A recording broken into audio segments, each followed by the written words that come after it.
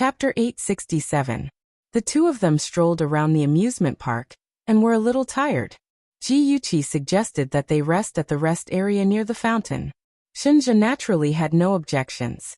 They sat on the bench with drinks in their hands, and looked at each other with smiles on their faces as they chatted softly. In the distance, a pair of sinister eyes were watching their every move. Ji raised her wrist and glanced at the time. A glint flashed through her beautiful phoenix eyes. She raised her head and said with a smile, "Aja, I'm a little hungry. I want to eat a hamburger. Can you buy it for me?" "Okay, wait for me here in Gigai. I'll be back soon." Shinja leaned sideways and kissed her cheek. His dark sunglasses covered the complicated look in his eyes. Ji watched his handsome back disappear into the distance. Her gaze was gentle and her lips were curved into a smile. Anyone with a discerning eye could tell that she was staring at her lover. *TCH. I've been so good to you and you've actually hooked up with another man. Following a furious reprimand, a slap came flying towards Ji-Yuchi's cheek. Ji-Yuchi seemed to turn her head in shock, but in reality, she had just barely dodged the slap.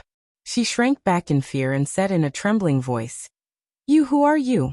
I don't know you at all." The middle-aged man in front of her was wearing an old suit, and his facial features were well defined. His eyes were wide open and he was furious. He pointed at Ji-Yuchi's nose and scolded, *TCH. My wife was kind enough to sponsor your education and send you to university. I didn't expect you to have evil intentions and deliberately seduce me, causing me to divorce my wife. Now that I'm bankrupt and have no money, you've hooked up with another gigolo. *TCH. I won't let you off today." The surrounding people were in an uproar. They had just seen the girl being intimate with a man wearing sunglasses. They didn't expect the girl to be so vicious despite her beauty. Not only had she seduced the husband of her benefactor who had sponsored her, now that her benefactor was bankrupt, she was seducing another man. She was really despicable. "Young lady, it's not that I want to criticize you, but you shouldn't have done this." That's right. You can't forget your roots. She was kind enough to sponsor you, so she's your benefactor. How can you treat her like this? Young ladies nowadays don't know how to work hard and only know how to be a mistress. I don't know what's wrong with society. Look at her looks, she's a living vixen. Seeing that the crowd was on his side, the middle-aged man became even more arrogant. He grabbed Ji-Yuchi's arm and dragged her forward as he scolded, "Come home with me. The child is still waiting to be breastfed." "Let me go, I don't know you." Ji-Yuchi flew into a rage and kicked the man in the leg. The man was caught off guard and was kicked back several steps, almost falling to the ground. Everyone was pointing at Ji-Yuchi, but no one stepped forward to help her. Some nosy people even took out their phones or cameras to take pictures. She looked anxious and kept saying, I really didn't do it. I don't know him at all." *TCH. I originally wanted to let you off for the sake of our past relationship, but I didn't expect you to not even care about the child. I'm going to destroy you." The middle-aged man's eyes were red with anger, and his cheeks were distorted. He pulled out a glass bottle from somewhere. The bottle was filled with a transparent liquid. He quickly pulled out the stopper and splashed the liquid on Ji-Yuchi's face. Ji-Yuchi looked flustered, but in fact, she had been staring at his hands for a long time. When he pulled out the glass bottle, she was already prepared to dodge. But she didn't expect that the moment she dodged, a figure would quickly pounce on her. He used his back to block her and hugged her as they dodged quickly. The middle-aged man splashed empty air. Most of the liquid spilled on the ground, and a small part splashed on Shinja's back. His coat immediately sizzled and smoked. Soon a small hole was burned. Sulfuric acid. Screams resounded through the sky. The crowd frantically fled. Some people were knocked to the ground. Children were squeezed and crying. The people who were initially in a circle dispersed in an instant. They were afraid that the middle-aged man would throw sulfuric acid again and endanger themselves. However, this worry was unnecessary. The middle-aged man was quickly surrounded by two security guards. They forcibly restrained him and brought him to the security room. Ji-Yuchi didn't have the mood to pay attention to that side. She was so anxious that she was about to cry. She clumsily pulled at his clothes and said incoherently, "Quick, take off your coat. Water, fountain, quick, jump into the fountain." "Don't panic, I'm fine." Shinja comforted her while quickly taking off his coat. The sulfuric acid on his coat was still corroding his clothes. His white shirt had already been burned into a small black spot. Ji anxiously lifted up his shirt and repeatedly checked to make sure that his skin wasn't injured. Her legs went soft, and she almost collapsed to the ground. He quickly turned around and held her in his arms. She tightly hugged his waist. Her tears fell like rain. "You scared me to death. Why did you rush over? If anything happened to you, I don't want to live anymore." These words circled around the tip of her tongue. In the end, she swallowed them back down. She couldn't easily say such words. She had a heavy responsibility on her shoulders. She didn't only have Shinja, but also her father and Ahan. Ji had never been so weak. She lay in his arms and burst into tears. The people around thought that she was afraid. Only Shinja knew that she was worried about him. He hugged her tightly. He couldn't wait to rub her into his body. The thrilling scene just now made his blood turn cold. He gently stroked her hair and comforted her softly. The crowd around them came and went. There were constantly people who stopped to look at them curiously. There were also people who secretly hid at the side and used their phones to record the entire scene. Shinja didn't care. He focused all his energy on the person in his arms. He tightly protected her and let her cry and vent on his chest. After a few minutes, Ji barely managed to control her emotions. She raised her head with tears on her face and sobbed, "Don't do that again. I don't want you to get hurt." Shinja gently wiped the tears on her cheeks with his fingers and comforted her with a good temper. "And listen to our Chi-Chi in the future." Ji-Yuchi's cheeks puffed up. She said unhappily, "You're always coaxing me. If there's danger next time, you'll jump out and block it for me." This was her Shinja. Whenever there was danger, he would always block in front of her. Shinja's eyes curved slightly. It was just like a spring breeze, warm and gentle. He pinched her perky little nose lovingly and chuckled softly. "Since you understand, why are you still forcing me to do something impossible? Chi-Chi, don't deliberately send me away in the future." As smart as he was, how could he not see that she had already known that danger was approaching and had deliberately sent him away? He left in front of her as she wished. However, he didn't go far. When he saw that someone was trying to harm her, he rushed up without hesitation. Ji-Yuchi's heart trembled. The words she wanted to say were stuck in her throat. She stared at his extraordinarily handsome face and his serious and determined gaze. She had no reason to reject him. She could only secretly decide that she would never let Chen Tingfang and the others hurt Shinja. A security guard led 2 policemen to them. One of the policemen said, "You two are the victims, right? Please follow us to the police station to make a statement." Shinja nodded. He naturally held Ji-Yuchi's hand and followed them into the police car. The middle-aged man was also sitting in the police car. His hands were handcuffed. When he saw Ji-Yuchi, he opened his mouth and scolded her. Words such as slut and vixen were simply unbearable. Shinja's gaze turned cold. He ignored the presence of the police and punched the man's cheek. The man's mouth immediately swelled up, and he even spat out a bloody tooth. He opened his bloody mouth and shouted in exasperation, "Police comrade, I want to sue him for intentional injury. Hurry up and arrest him." Shinja glanced at him expressionlessly. He slowly adjusted his sleeves and said indifferently, "If you want to sue me, go ahead. I'll accompany you to the end." "Police comrade, he's so arrogant. Why aren't you arresting him?" The middle-aged man opened his bloody mouth and roared. The 2 policemen's eyes were sharp. They could see that the handsome man in front of them was not to be trifled with. Moreover, he was almost splashed with sulfuric acid. It was normal for him to vent his anger in a bad mood. Therefore, they only gave a simple warning and did not make things difficult for Shinja. The middle-aged man's name was Wang Wei. When he was taking the statement, he insisted that Ji-Yuchi came from a poor family and was a village girl who was admitted to university with his and his ex-wife's financial support. He also said that Ji-Yuchi seduced him and caused him to divorce his ex-wife and so on.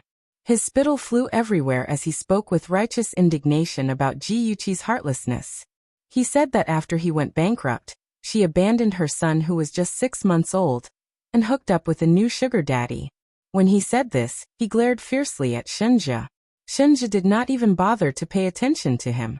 He described the situation in a clear and orderly manner to the other policemen. Shenjia's ability to express himself was very strong. With just a few words, he described the crisis situation vividly. Even the policeman who was taking the statement for him could feel the urgency and danger at that time. Ji Yuqi also described the situation in detail. She said that she did not know Wang Wei at all. He rushed up to her like a madman and scolded her. Then he took out sulfuric acid. After some investigation, the police confirmed Ji Yuqi's identity and confirmed that she did not have any contact with Wang Wei. After the statement was taken, she could leave. When Ji Yuqi left the police station, she turned back to look at Wang Wei, who was still being interrogated. A thick haze appeared in her eyes. In her previous life, it was this man who pretended to be crazy and splashed sulfuric acid on her cheeks. At that time, she subconsciously used her arms to block it. Her face was not injured, but a few drops of sulfuric acid splashed on her eyes, causing her to lose her sight and her arms to be severely burned. Later, it was Shenjia who transplanted his eyes to her. Awesome novel Xingwu 799. Chapter 868. The operation was a success, and she could see again. However, she had been kept in the dark about how much Shenjia had sacrificed for her. She happily accepted Jiang Tianhao's proposal, and threw Shenjia to the back of her mind. She happily prepared for her wedding. The day before the wedding, Aze came to her and handed her the aquamarine necklace, saying that it was Shenjia's wedding gift. She asked about Shenjia's recent situation, and Aze said that Shenjia had been in a car accident and had lost his sight. She was such a fool that she actually believed Aze's words. Then, she held Jiang Tianhao's hand without any psychological burden and walked down the aisle. It wasn't until the wedding ended that she saw Shenjia sitting alone in the last row, looking in her direction with unfocused eyes. Ji Yuqi's heart felt like it had been hit by a hammer when she thought about what had happened in her previous life. It was so painful that she couldn't breathe. She held the arm of the person beside her tightly, and tears flowed out of her eyes uncontrollably. Shenjia sensed that something was wrong with her. He put his arm around her waist and leaned into his embrace. "Don't be afraid, Chi-Chi. I'm here for you. Don't be afraid, I'm here for you." When she was most afraid, he would always appear by her side and shelter her from the wind and rain. How blind must she have been in her previous life to not be able to see his love and be fooled by Jiang Tianhao's illusion. Soon, the police found out that Wang Wei had indeed sponsored a poor university student. That girl was called Li Yan. Because of Li Yan's intervention, he divorced his ex-wife and married her. However, after his company went bankrupt, Li Yan ran away with another man. So Wang Wei was greatly affected. He had some mental problems and often cursed young women on the road. Unexpectedly, his behavior escalated this time, and he used sulfuric acid to hurt innocent people. In the Ji family's living room, Ji Yuqi stared expressionlessly at the police officer sitting opposite her. "So, the doctor said that Wang Wei has mental problems. Even if he deliberately hurt someone, he doesn't have to bear legal responsibility?" The policeman nodded apologetically. "Yes, Miss Ji, this is the law. Originally, his guardian had to bear the responsibility, but after he divorced his ex-wife, there was only a half-year-old son left at home. There was no guardian at all, so he could only be transferred to a mental hospital for treatment." Ji Yuqi lowered her eyes slightly. This situation was exactly the same as in her previous life. Even if she intentionally hurt someone, she could still avoid jail. At that time, she really thought it was an accident and stupidly didn't pursue the matter. This time she wouldn't be so merciful. She was silent for a while before she slowly said, "I understand. Thank you for making the trip." "You're welcome. This is what I should do." The police officer stood up and politely bid farewell to everyone present. Ji Yuqi personally walked him to the door. After he left, Ji Bowen angrily slapped the table. Chi-Chi suffered such a huge shock for nothing. This is too despicable. That kind of scum should be locked up in jail. Ji Yuqi inadvertently glanced at Chen Tingfang and caught the flash of smugness in her eyes. She said gently, "Dad, don't be angry. It's a good thing that I'm fine. Speaking of which, that person is quite pitiful." Ji Bowen's heart ached. "Chi-Chi, you're just too kind. If Shenja didn't rush out to save you, you would have been." Sigh. What's wrong with society now? It's a mess. Even walking on the streets can lead to accidents. Dad won't dare to let you go out in the future. Ji Yuqi originally wanted to hide Shenja's identity, but she didn't expect that when he rushed over to save her, his sunglasses would fall to the ground. In addition, the video of them being attacked was uploaded to the internet. His identity was exposed, so everyone in the Ji family knew that it was Shenja who saved Yuqi. Chen Tingfang also knew that she had been deceived by Ji Yuqi. In addition, she didn't manage to disfigure her as she wished. Chen Tingfang was so angry that she almost broke her silver teeth. Fortunately, she made the right arrangements. That idiot Wang Wei was transferred to a mental hospital and wouldn't rat her out. She really didn't understand why Ji Yuqi was so lucky that even someone like young Master Shen would help her. When she compared Yi Zixu to her, she felt even more resentful. Why didn't her daughter live up to her expectations and find a decent son-in-law for her? Chen Tingfang was still sulking. Ji Yuqi obediently comforted her father. The father and daughter talked for a while more. Ji Bowen asked his daughter to go upstairs to rest and recuperate. Ji Yuqi obediently went upstairs. When she returned to her room, the smile on her face disappeared, leaving only a bone-chilling coldness. She dialed a number and said indifferently, "Help me do something." She didn't know if Wang Wei was lucky or unlucky. The mental hospital he was about to be sent to was the same mental hospital that Su Yanqing was in. Haha, what awaited him ahead was a fate worse than death. One day he would feel that prison was much better than a mental hospital. Under the gentle sunlight, Ji Yuqi's eyes were as cold as ice, and the arc at the corners of her mouth was ghastly and terrifying. She was like a malicious spirit from hell, causing one's heart to tremble. There was a knock on the door. "Come in." She turned around with a faint smile on her face. "Chi-Chi." The man's voice was urgent. His chest rose and fell rapidly, and there was great fear in his deep eyes. Ji Yuqi was stunned. "Tang Feng Yu." Before she could finish speaking, he had already walked over quickly and pulled her into his arms. His arms held her tightly, and he wanted to squeeze her into his body. "Chi-Chi, it's good that you're fine. I rushed over as soon as I heard that something happened to you." His voice was low and hoarse, and there was a trace of panic in it. Tang Feng. She couldn't be cruel to this man who grew up with her. She sighed, patted his back, and said gently, "I'm fine. Tang Feng, can you let go of me?" "I won't let go. I won't let go anymore." Tang Feng's hoarse voice was like sandpaper rubbing against each other. For the first time, someone as arrogant and calm as him showed panic. "Chi-Chi, don't leave me." Ji Yuqi's lips moved a few times. She wanted to say something, but in the end, she didn't say anything. She only said dryly, "Tang Feng, don't be like this." During this period, Tang Feng had been looking for all kinds of reasons to get close to her. She wasn't a fool. She could tell that he wanted to pursue her, but she couldn't reciprocate his feelings. Tang Feng suddenly let go of her. His dark eyes looked at her deeply, then he grabbed her arm and walked out quickly. She was dragged by him and passively followed him. She asked anxiously, "Where are you taking me?" He was silent and only cared about dragging her. Soon she knew the answer. He dragged her to the door of the study and knocked. "Tang Feng, what's the matter?" Ji Bowen looked at the young man who walked into the study in surprise. His handsome face was solemn, and he was still holding Yuqi's hand. Tang Feng tightened his grip on Yuqi's hand. He looked at Ji Bowen firmly and said seriously and sincerely, "Uncle Ji, I want to marry Yuqi. Please agree." Ji Bowen was stunned. Ji Yuqi was speechless. Ji Bowen coughed. "Tang Feng, do you know what you're saying?" "Uncle Ji, I'm serious. I want to marry Yuqi," Tang Feng said. He looked at Ji Yuqi with a gentle gaze. "I love her. I will love her for the rest of my life. So please agree to let Yuqi marry me." Ji Bowen frowned slightly. He could tell that Tang Feng was telling the truth, but he had not forgotten what Yuqi had said. Yuqi said that she did not like Tang Feng. Of course, he could not treat her marriage as a joke. Ji could tell that her father was in a difficult position.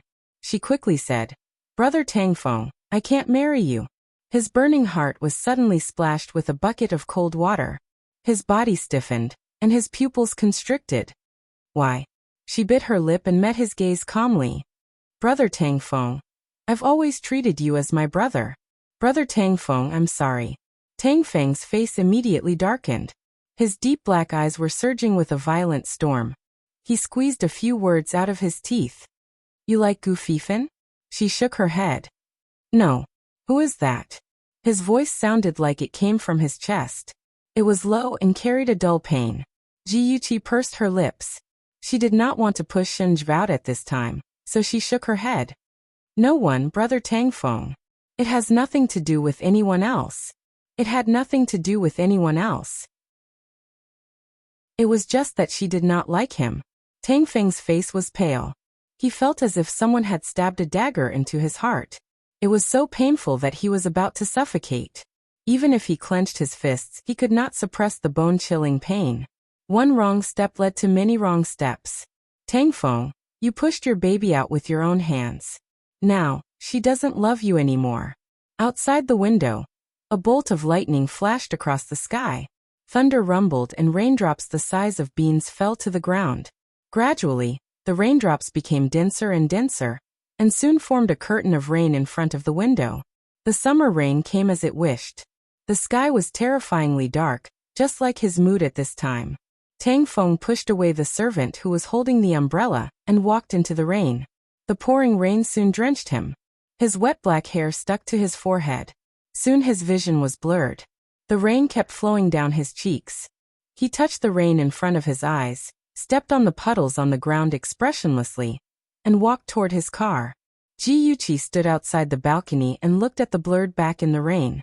She pinched her fingers into her palm and said softly, "Brother Tangfeng, don't blame me. It's better to end the pain quickly than to prolong the pain." Her heart was so small. She gave it all to Shinja and could not give it to another man. The rain poured down until late at night. Outside the window, lightning flashed and thunder rumbled. The people in the house were haunted by nightmares. The spacious hallway was deathly silent. A ghostly figure drifted through the hallway. Ji happily chased after him, loudly calling out Shinja. He stiffly turned his head. On his jade-like handsome face, his eye sockets were dark, and 2 streams of blood flowed from the corners of his eyes. His voice was as dry as a withered plant's as he said, "Don't marry him. Come and see." Songshu 566. Chapter 869. The Eyes. "I want to return the eyes to you." Ji was drowning in despair, and she couldn't break free no matter how hard she tried. She suddenly woke up from the nightmare and sat up, gasping for air. Her whole body was drenched, as if she had been fished out of the water.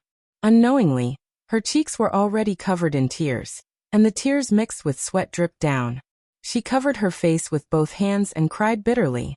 Her mournful cries echoed in the room, and mixed with the sound of the rain outside the window, it became even more desolate. Suddenly, the sound of footsteps broke the desolation. A black figure slowly walked over from the window. Ji suddenly raised her head, her eyes still teary, and looked at the black figure warily. Her right hand quickly reached for the dagger under the pillow, and she said sternly, "Who are you?" The black figure stopped in his tracks, and was silent for a moment, and said gently, "Chi, don't be afraid, it's me." It was actually Gu Fifan. Ji widened her eyes in disbelief, and quickly turned on the light. The soft light sprinkled in the room, and the man who was only 8 or 9 steps away from her was completely drenched. The wet hair on his forehead was stuck to his forehead, and the water droplets slid down his thin face and straight nose. His face was pale, and his eyes were deep, and his whole body exuded a decadent and embarrassed beauty.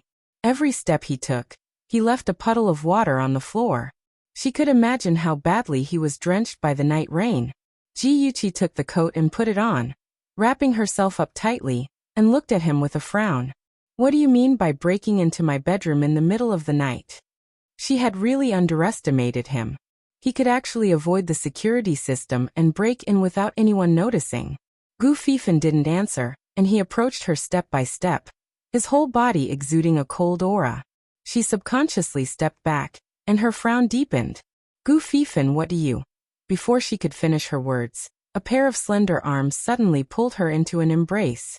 Her warm and soft body was pressed against his wet chest, and his cold lips suddenly blocked her lips. He was like a wild beast. His actions were fierce and violent, as if he wanted to prove her existence, biting her over and over again. His arms were like an iron clamp around her waist, and her chest was squeezed so tightly that she almost couldn't breathe. She flew into a rage out of humiliation and bit his tongue. Her mouth was instantly filled with the taste of blood. She then forcefully punched his abdomen. He was in so much pain that he finally let go of her. Slap! A ruthless slap landed on his cheek. Gu Fifan, you lunatic! Ji was so angry that his eyes were blazing. Because of this slap, Gu Fifan's pale cheeks became a little rosy. He stared at the little girl in front of him who had flown into a rage out of humiliation, and his thin lips curved into a bitter smile. From the moment I fell in love with you, I went crazy. He was the eldest young master of the Gu family, and he was the Prince Charming pursued by countless women. However, he had fallen in love with this heartless woman. When he saw on the internet that she was in danger, his heart almost stopped beating. When he saw her crying in Shenjia's arms, his eyes were filled with jealousy and anger. He finally knew that it wasn't that she didn't have a heart, but that she had given it all to Shenjia. He really wanted to be the unrestrained eldest young master of the Gu family, who didn't show any mercy to any woman, but he couldn't control himself. He couldn't even wait until tomorrow to see her again. He braved the rain, climbed over her window, and barged into her bedroom like a lunatic. His arms tightened around her shoulders, and his eyes were burning with rage. He gritted his teeth and said, "You love Shenjia, don't you? If he can do it, I can do it too. How am I worse than him? Why can't you love me?" He had been driven crazy by anger and jealousy, and his usual calmness and rationality had completely disappeared. Ji suddenly realized that he really loved her, and he loved her so deeply. She didn't know how to deal with this situation, and could only try to ease his emotions. She quietly looked at his eyes and said gently, "Fifan, you're very good. Many girls like you. You'll definitely be able to find a girl who suits you better than me. I only want you." Gu Fifan was as domineering as a king, and the strong possessiveness in his eyes frightened her. She sighed helplessly in her heart. "Fifan, can you be more rational?" Her gaze was gentle and helpless, as if she was looking at an unreasonable child. Gu Fifan's chest was filled with a strong sense of annoyance, and there was a faint impulse in his heart that made him want to rush forward, press her under his body, and take her for himself. Because of this thought, the arm that was holding her trembled slightly. His deep eyes gradually turned red, and the imprisoned beast in his body was about to break out. Ji soft fingers gently covered the back of his hand, and she said gently, "Your clothes are all wet. I'll go get a set of my brother's clothes for you. Take a seat first." Her gentle voice was like a clear spring, and it instantly extinguished the evil fire in Gu Fifan's heart. He quickly retracted his hands from her shoulders, and felt guilty for having such thoughts. His sexy lips pursed, and his voice was hoarse. "Okay." Although Ji Yunhan was already 1.7 meters tall, his clothes were still a little comical when worn by Gu Fifan, who was 1.8 meters tall. After changing his clothes and drying his hair, Gu Fifan seemed to have turned back into that suave young master. He glanced at Ji who had a strange expression on her face, and raised his eyebrows. "Laugh if you want, don't hold it in." Ji burst out laughing. Afraid that he would be annoyed, she comforted him. "Actually, it's not that bad." Gu Fifan curved his lips, and suddenly strode towards her. Her eyes narrowed, and her right foot moved. This small vigilant action made him feel uncomfortable, and he stopped in his tracks, looking at her with deep eyes. "Protect yourself in the future, and don't use yourself as bait anymore. If you have any difficulties, feel free to look for me." Ji was slightly stunned, and her lips quickly curved into a faint smile. "I'm okay." He looked at her deeply, and his voice was deep. "I'm leaving, have a good rest." She felt as if a bottle of mixed feelings had been knocked over in her heart. She watched as he left through the window.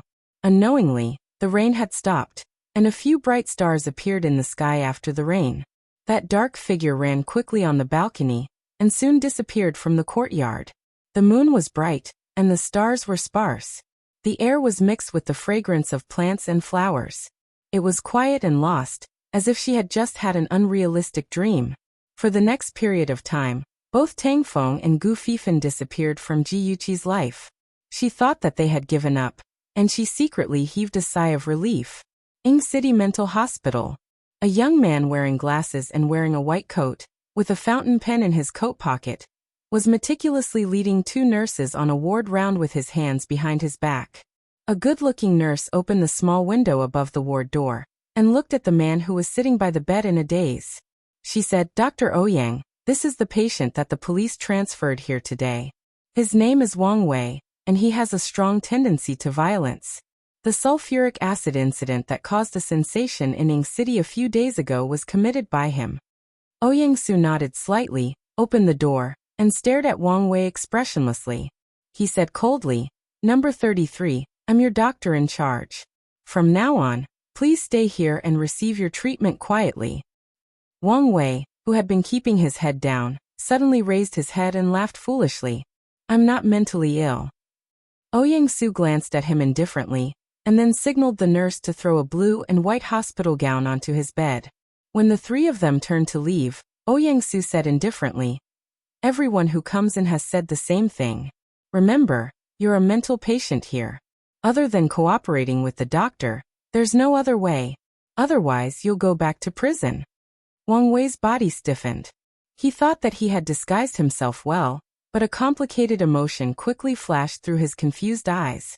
He knew that Ouyang Su must have seen through his act of pretending to be ill. After all, there were a lot of patients, like him in the mental hospital. In order to escape the punishment of the law, they pretended to be mentally ill. After being exposed by Ouyang Su, Wang Wei had been very nervous. He was worried that Ouyang Su would tell the police that he was pretending to be ill. But for the next few days, Ouyang Su treated him like an ordinary mental patient with an indifferent attitude. Only then did Wang Wei feel relieved. On the fourth day, Wang Wei went to the activity room to participate in the entertainment activities as usual. The so-called entertainment activities were actually watching TV, playing table tennis, or playing chess under the care of the nurse. Every time, he would sit in the corner and watch TV with his neck up. Although he didn't like the program that was being played every time, he still stared at the TV. If he had nothing to do and lived in a muddle-headed way, he might really go crazy. In the not-so-quiet activity room, a woman's painful scream suddenly rang out. The room was full of people, but no one seemed to have heard the scream that got louder and louder. Even the nurse stood in the same place with an indifferent face, motionless. The woman's scream echoed in his ears. Wang Wei stood up and looked for the source of the sound. When he stepped out of the activity room door, he saw in the corner of the stairs, two men in hospital gowns were humiliating a woman. One of the men held down the woman's arm, and the other man with a scar on his face was on top of the woman. He kept moving his waist, and the air was filled with an obscene atmosphere. His hands were still forcefully strangling the woman's neck. The woman's cries were getting weaker and weaker, and the strength of her struggle was getting weaker and weaker. She was like a fish on the verge of death, instinctively opening her mouth to breathe hard. Her dim eyes were wide open, and her eyeballs seemed to be about to jump out of their sockets. Coupled with her disfigured face, it was creepy to see her like this.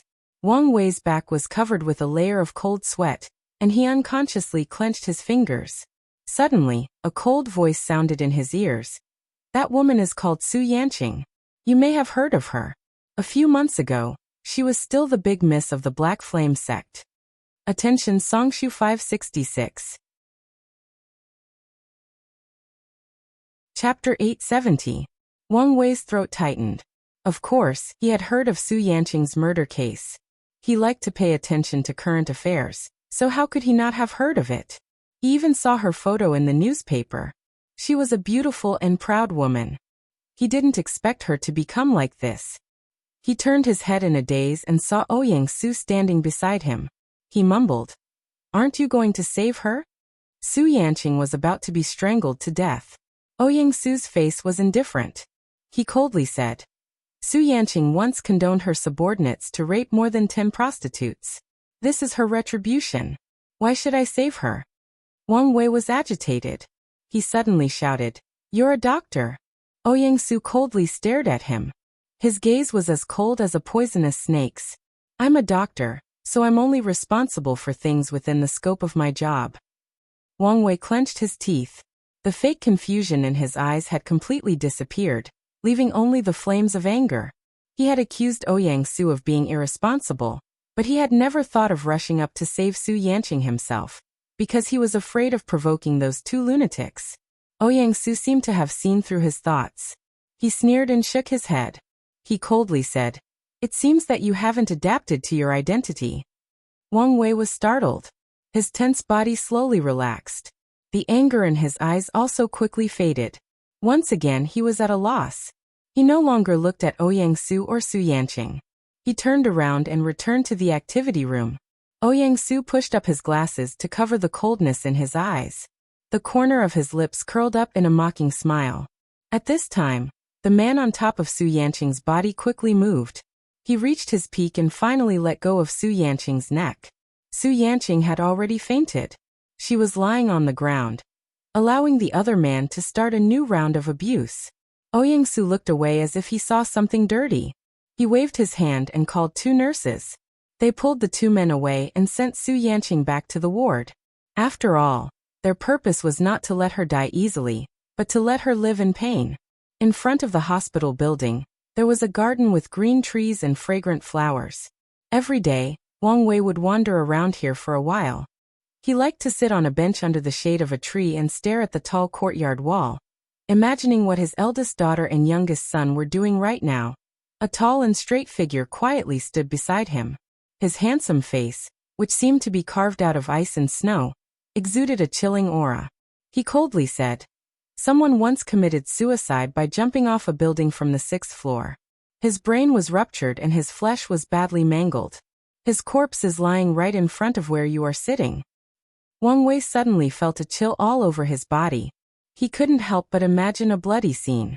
He seemed to see that person lying at his feet.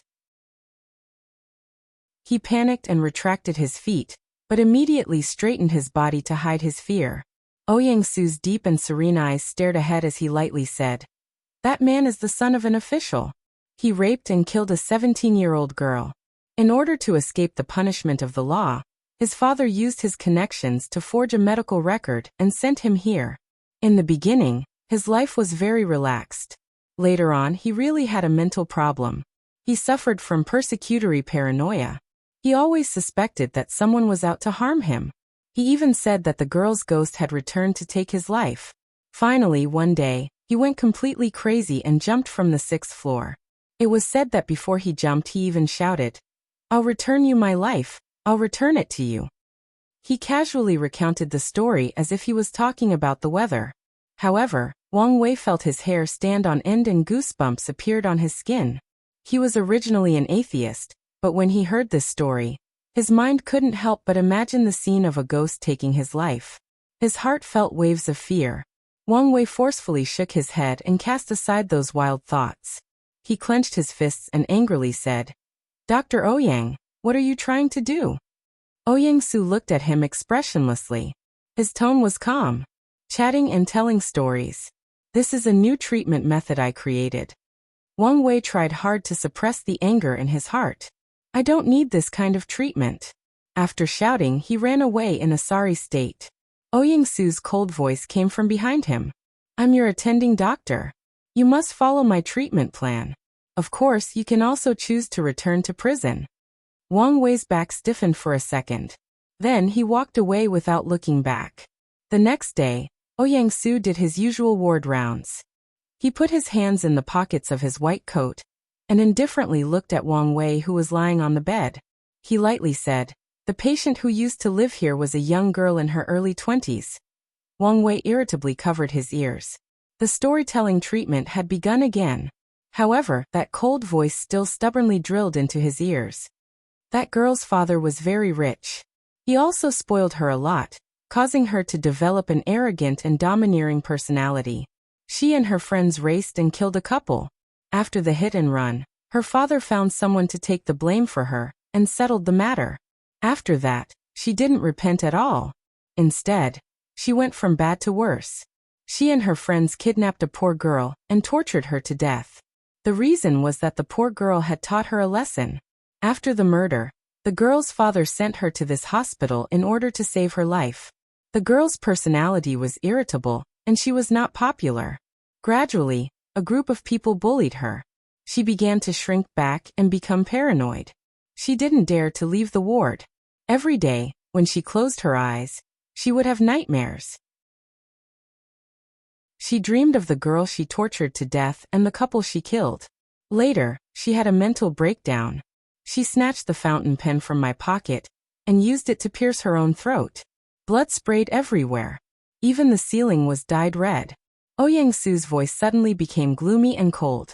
It was like a bone-piercing cold wind, chilling to the bone. After the girl died, her parents disliked her and were even unwilling to collect her body. They entrusted us to bury her. You see, human emotions are very weak. Even those who love you deeply at first will fear you because of your blood-stained hands. They will hate you and eventually abandon you. Don't say anymore, don't say anymore. Wang Wei couldn't stand it anymore. He hugged his head and shouted manically. No, what Yang-su said was wrong. His children would never dislike him. They would never hate him. The one they loved the most was their father. Yang-su's lips curled up coldly. He said in a deep voice, Little Wang, the patient's mania is acting up. Bring me a tranquilizer. After the nurse who was guarding outside the ward heard this, she immediately took out a syringe from her pocket. The syringe was already half filled with a transparent liquid. Wang Wei subconsciously retreated. He angrily and frantically shouted, Don't come over. I'm normal. I don't need a tranquilizer. Yang-su sneered. All patients don't like injections. Little Wang, give me the syringe. He stretched out his right hand. The nurse obediently placed the syringe in his hand. He held the syringe and strode over. Before Wang Wei could see his movements clearly, Yang-su had already grabbed his arm. He lifted the syringe, and the liquid in the syringe was slowly injected into his body. The drug's effect was very fast. In just a few seconds, he felt his eyelids grow heavy. He wanted to sleep. He forced himself to open his eyes and stared at Yang-su. Yang-su said indifferently, Little Wang, prepare for the operation. Yes. Little Wang responded and quickly left. Wang Wei bit the tip of his tongue. The sharp pain allowed his mind to regain a trace of clarity. He watched helplessly as he was pushed into the operating room. The snow-white walls, the snow-white sheets, and the unpleasant smell of medicine made him panic. What do you want to do? Wang Wei stared at Yang-su and squeezed out a few words. Yang-su put on a pair of rubber gloves and held a shiny scalpel in his hand. He approached him step by step and said in a calm tone. In 1949, the psychiatrist Moniz, who won the Nobel Prize in Medicine, invented an operation. The full name is bilateral prefrontal lobe lobotomy. It can reduce the impulsive and aggressive behavior of patients with mania and make them docile. Oh, of course there are side effects. It will make you lose your memory and many functions. To be precise, you'll be no different from a walking corpse. As he spoke, he stroked Wang Wei's head as if he was looking for a place to cut. He calmly said, As long as the scalp is cut open, the skull is opened, and the prefrontal lobe is removed. The brain itself has no sensory neurons, so you won't feel any pain. When you wake up from your sleep, you'll forget all those troublesome things. What a wonderful thing that would be. His fingers stroked Wang Wei's head as if he was stroking a fine piece of art. His low voice slowly sounded, but it made Wang Wei extremely afraid.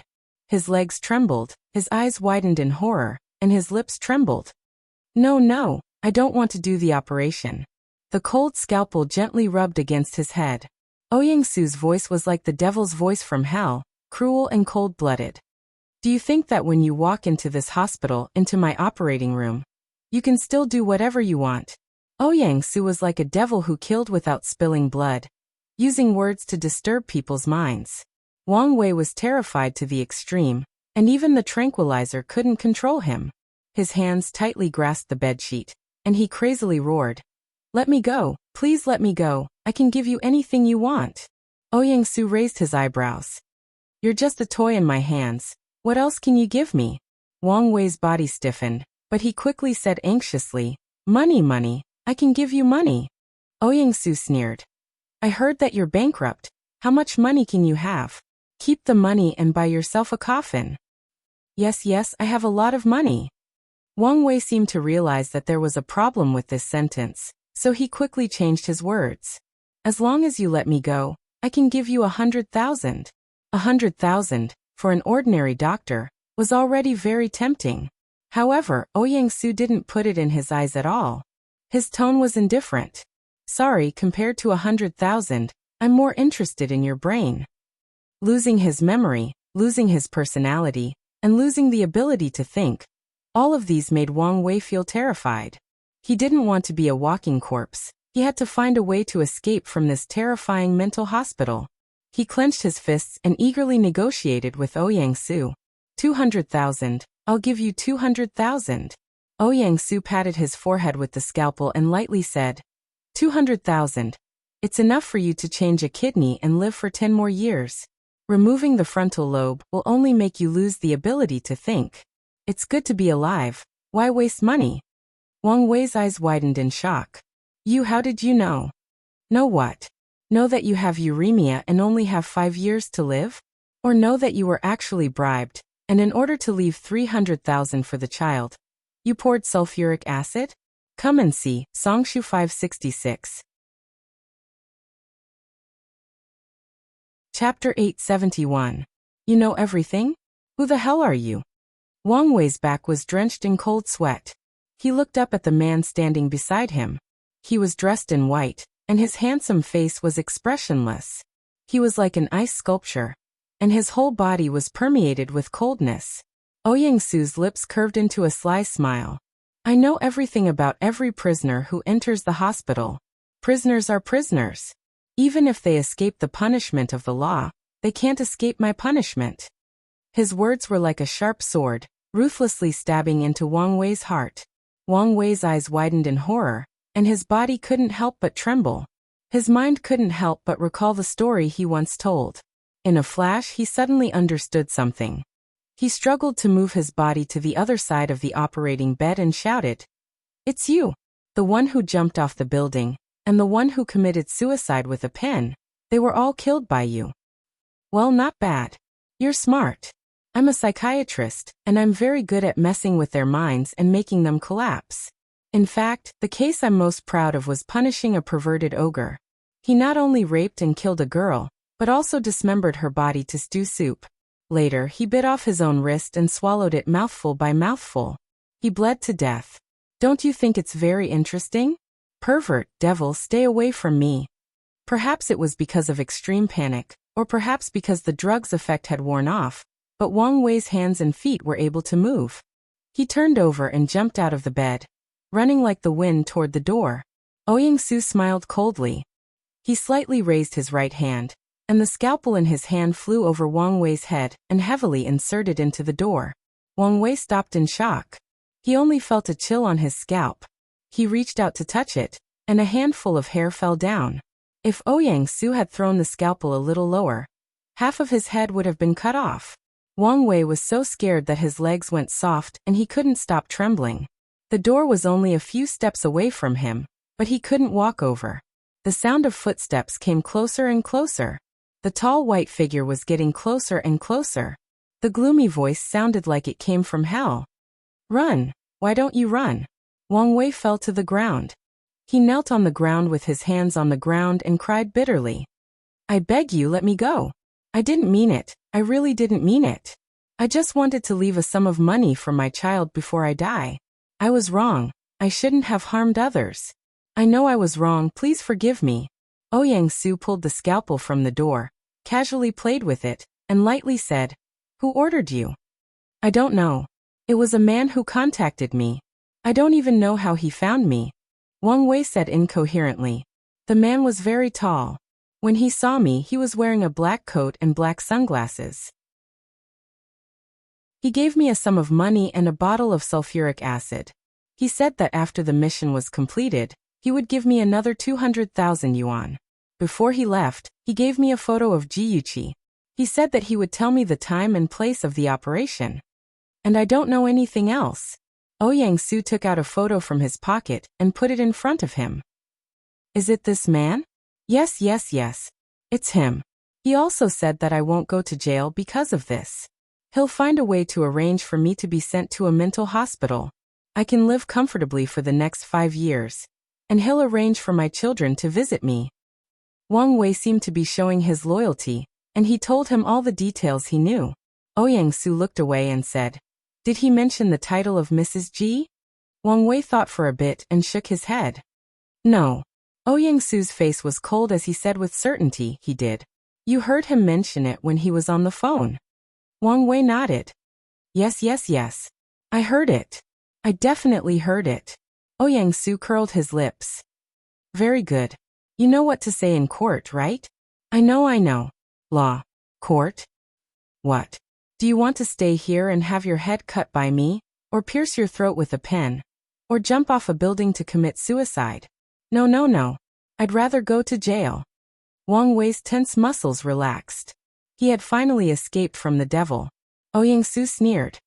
It's good that you understand. You won't have a good ending if you fall into my hands. Wang Wei desperately nodded his head, indicating that he understood. His flattery was obvious. Ouyang Su stared at him coldly. If anyone finds out about me, I can guarantee that your daughter and son will be sent to a mental hospital for the rest of their lives. I didn't hear or see anything. Please don't hurt my children. As long as he escaped, and as long as the children were safe, Wang Wei wouldn't be stupid enough to run into his gun again. It had nothing to do with him how he dealt with the criminals who deserved it. Ouyang Su lifted his chin. I'm very satisfied that you know what's good for you. You can go out and return to your ward. Remember, don't wander around. If something happens, I can't save you. Wang Wei quickly nodded. He opened the door and carefully walked out. After confirming that the other party wouldn't make things difficult for him, he ran away. The whole corridor echoed with his hurried and panicked footsteps. Ouyang Su closed the door of the operating room, turned around, faced the white curtain, and lightly said, "You can come out now." A woman wearing jeans, a black t-shirt, and black sunglasses slowly walked out from behind the curtain. She chuckled softly and said, "As expected of the devil doctor, you're really good at breaking people's psychological defenses." "You flatter me." Ouyang Su lightly glanced at her and handed her the photo in his hand. "This is the photo you gave me. Today, I'll inform the police and tell them that Wang Wei is pretending to be crazy. I think he'll be transferred back to prison soon. Thank you." Jiyuchi took the photo. The person in the photo was Xiebing. He was wearing a black suit and sunglasses. It turned out that Chun Tingfang had bribed Wang Wei through him. Chun Tingfang, this woman, did things flawlessly. If he didn't find a breakthrough from Wang Wei and dragged her into the water, it would be difficult to catch her fox tail. Ouyang Su didn't look at her. He slowly took off the rubber gloves on his hands. He had a pair of beautiful hands. His white and slender fingers were naturally an artist's hands. However, they were stained with a lot of blood. Jiyuchi suddenly felt a little regretful. She pondered for a moment and slowly said, "Ouyang, put down the burden and be yourself. You'll be an excellent psychiatrist." Ouyang Su's movements stiffened, but he quickly continued. The pause was very short. If Jiyuchi hadn't been watching him, she wouldn't have noticed. His voice was very calm. "You know too much."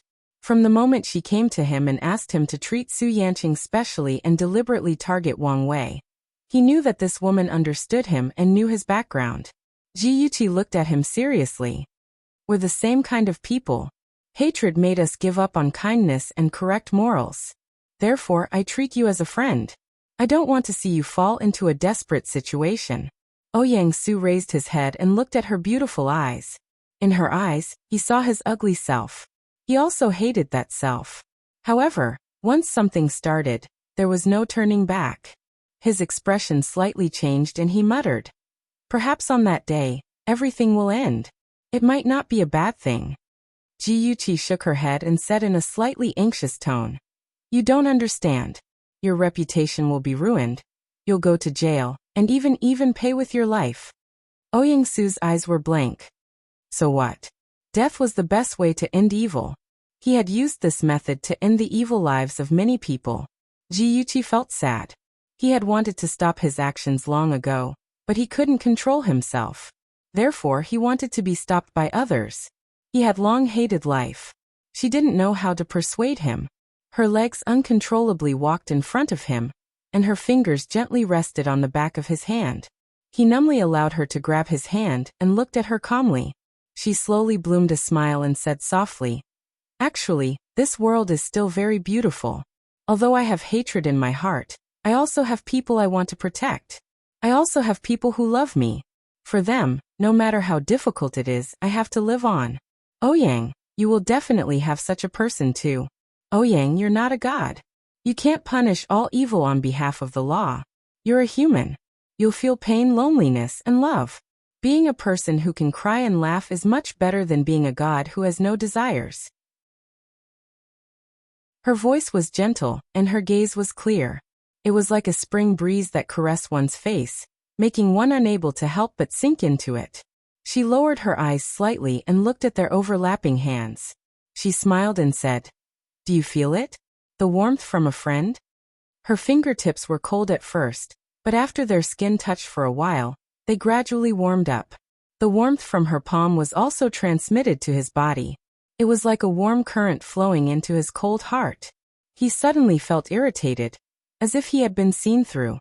He flung her hand away and used sharp words to protect himself.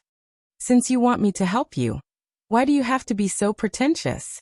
Yes, that's why I'm very despicable. I want to use you to achieve my goal, but I also want to persuade you. Actually, you can be as despicable as me.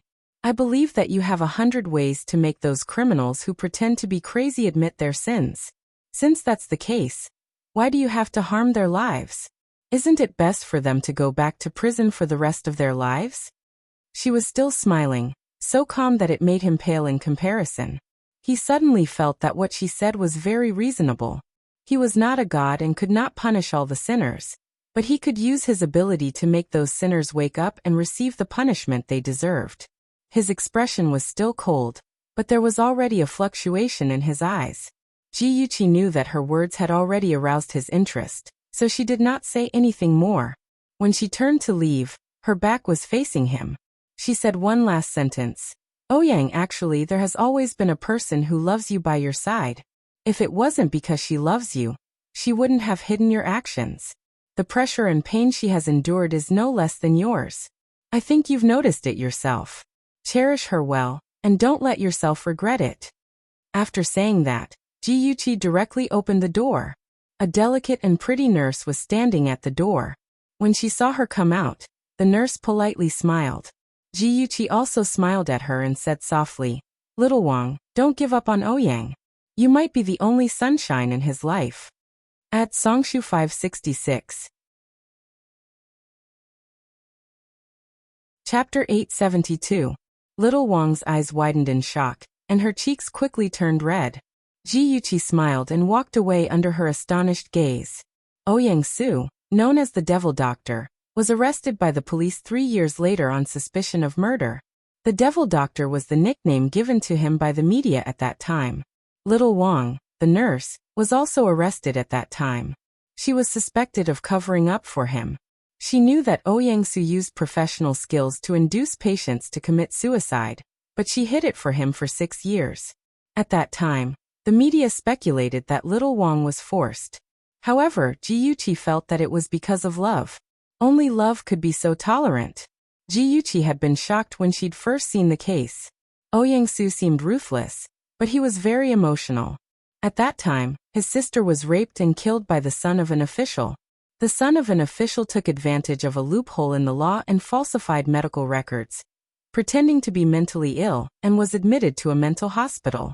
In order to avenge his sister, he worked hard for 3 years before he entered the hospital. Step by step, he drove the son of an official crazy and to his death. Since then, Ouyang-su saw through the darkness of society and embarked on the path of punishing criminals who pretended to be mentally ill. The first story he told Wang Wei was that the son of an official who jumped off the building was actually the person who killed his sister. Ouyang Su killed more than 10 people and was finally sentenced to death. Little Wang was also sentenced to 2 years in prison for covering up for him. After his matter was exposed, it caused a huge social reaction. Some people even called for him not to be sentenced to death, because everyone who died in his hands deserved it. He had never hurt the innocent. However, the law was ruthless, and he was punished by the law in the end. Ji Yuqi sympathized with him, and felt that it was not worth it for him.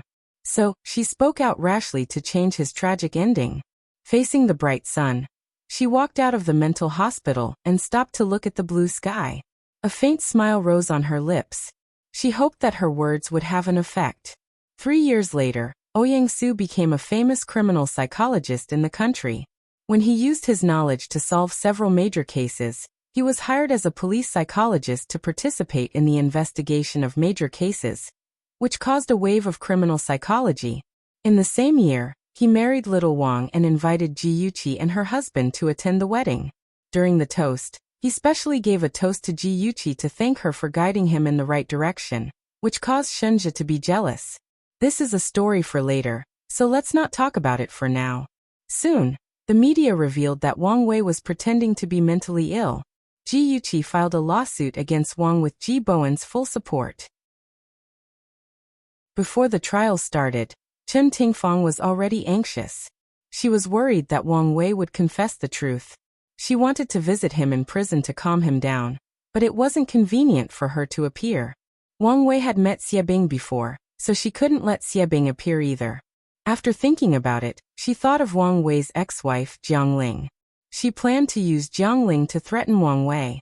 Who would have thought that by the time Xie Bing arrived at Jiang Ling's residence, Jiang Ling had already escaped with Wang Wei's 2 children. Chen Tingfang was so anxious that her mouth was bubbling. But there was nothing she could do, and she could only resign herself to fate.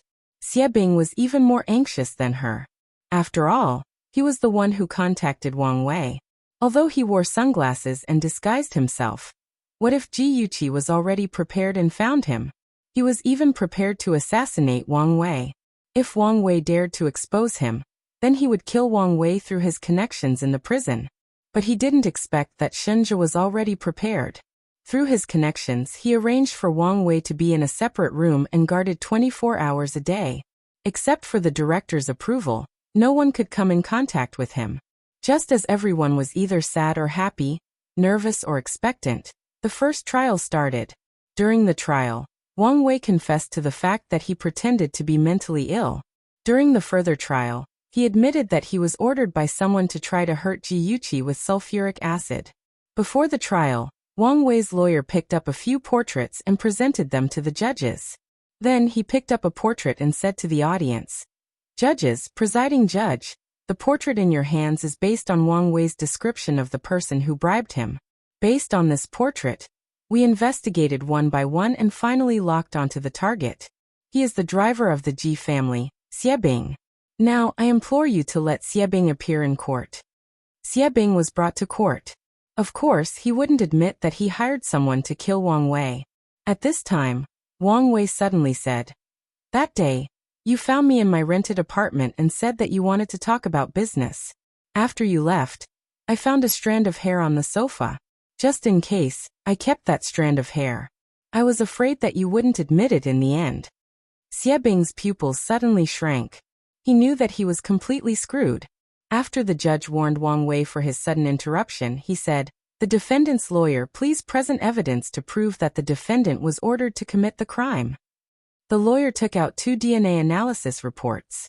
After the DNA analysis, the hair left by Wang Wei is a complete match with Xie Bing's DNA.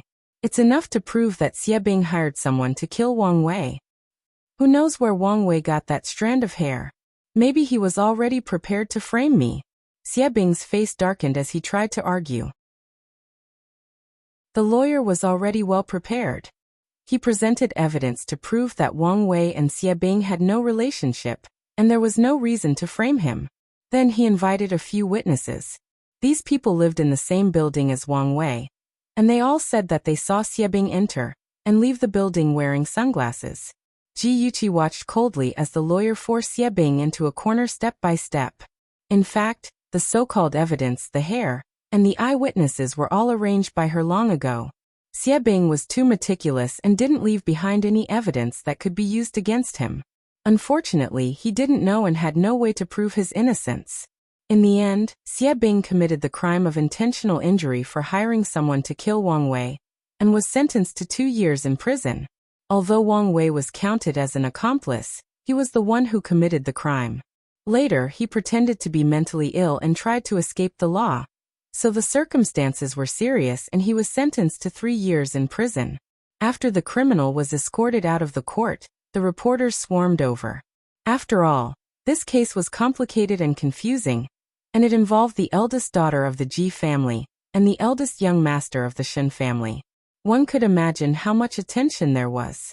On the way to the prison van, Wang Wei suddenly turned to look at Xie Bing and asked curiously, "Xie Bing, you were just ordered by someone, weren't you?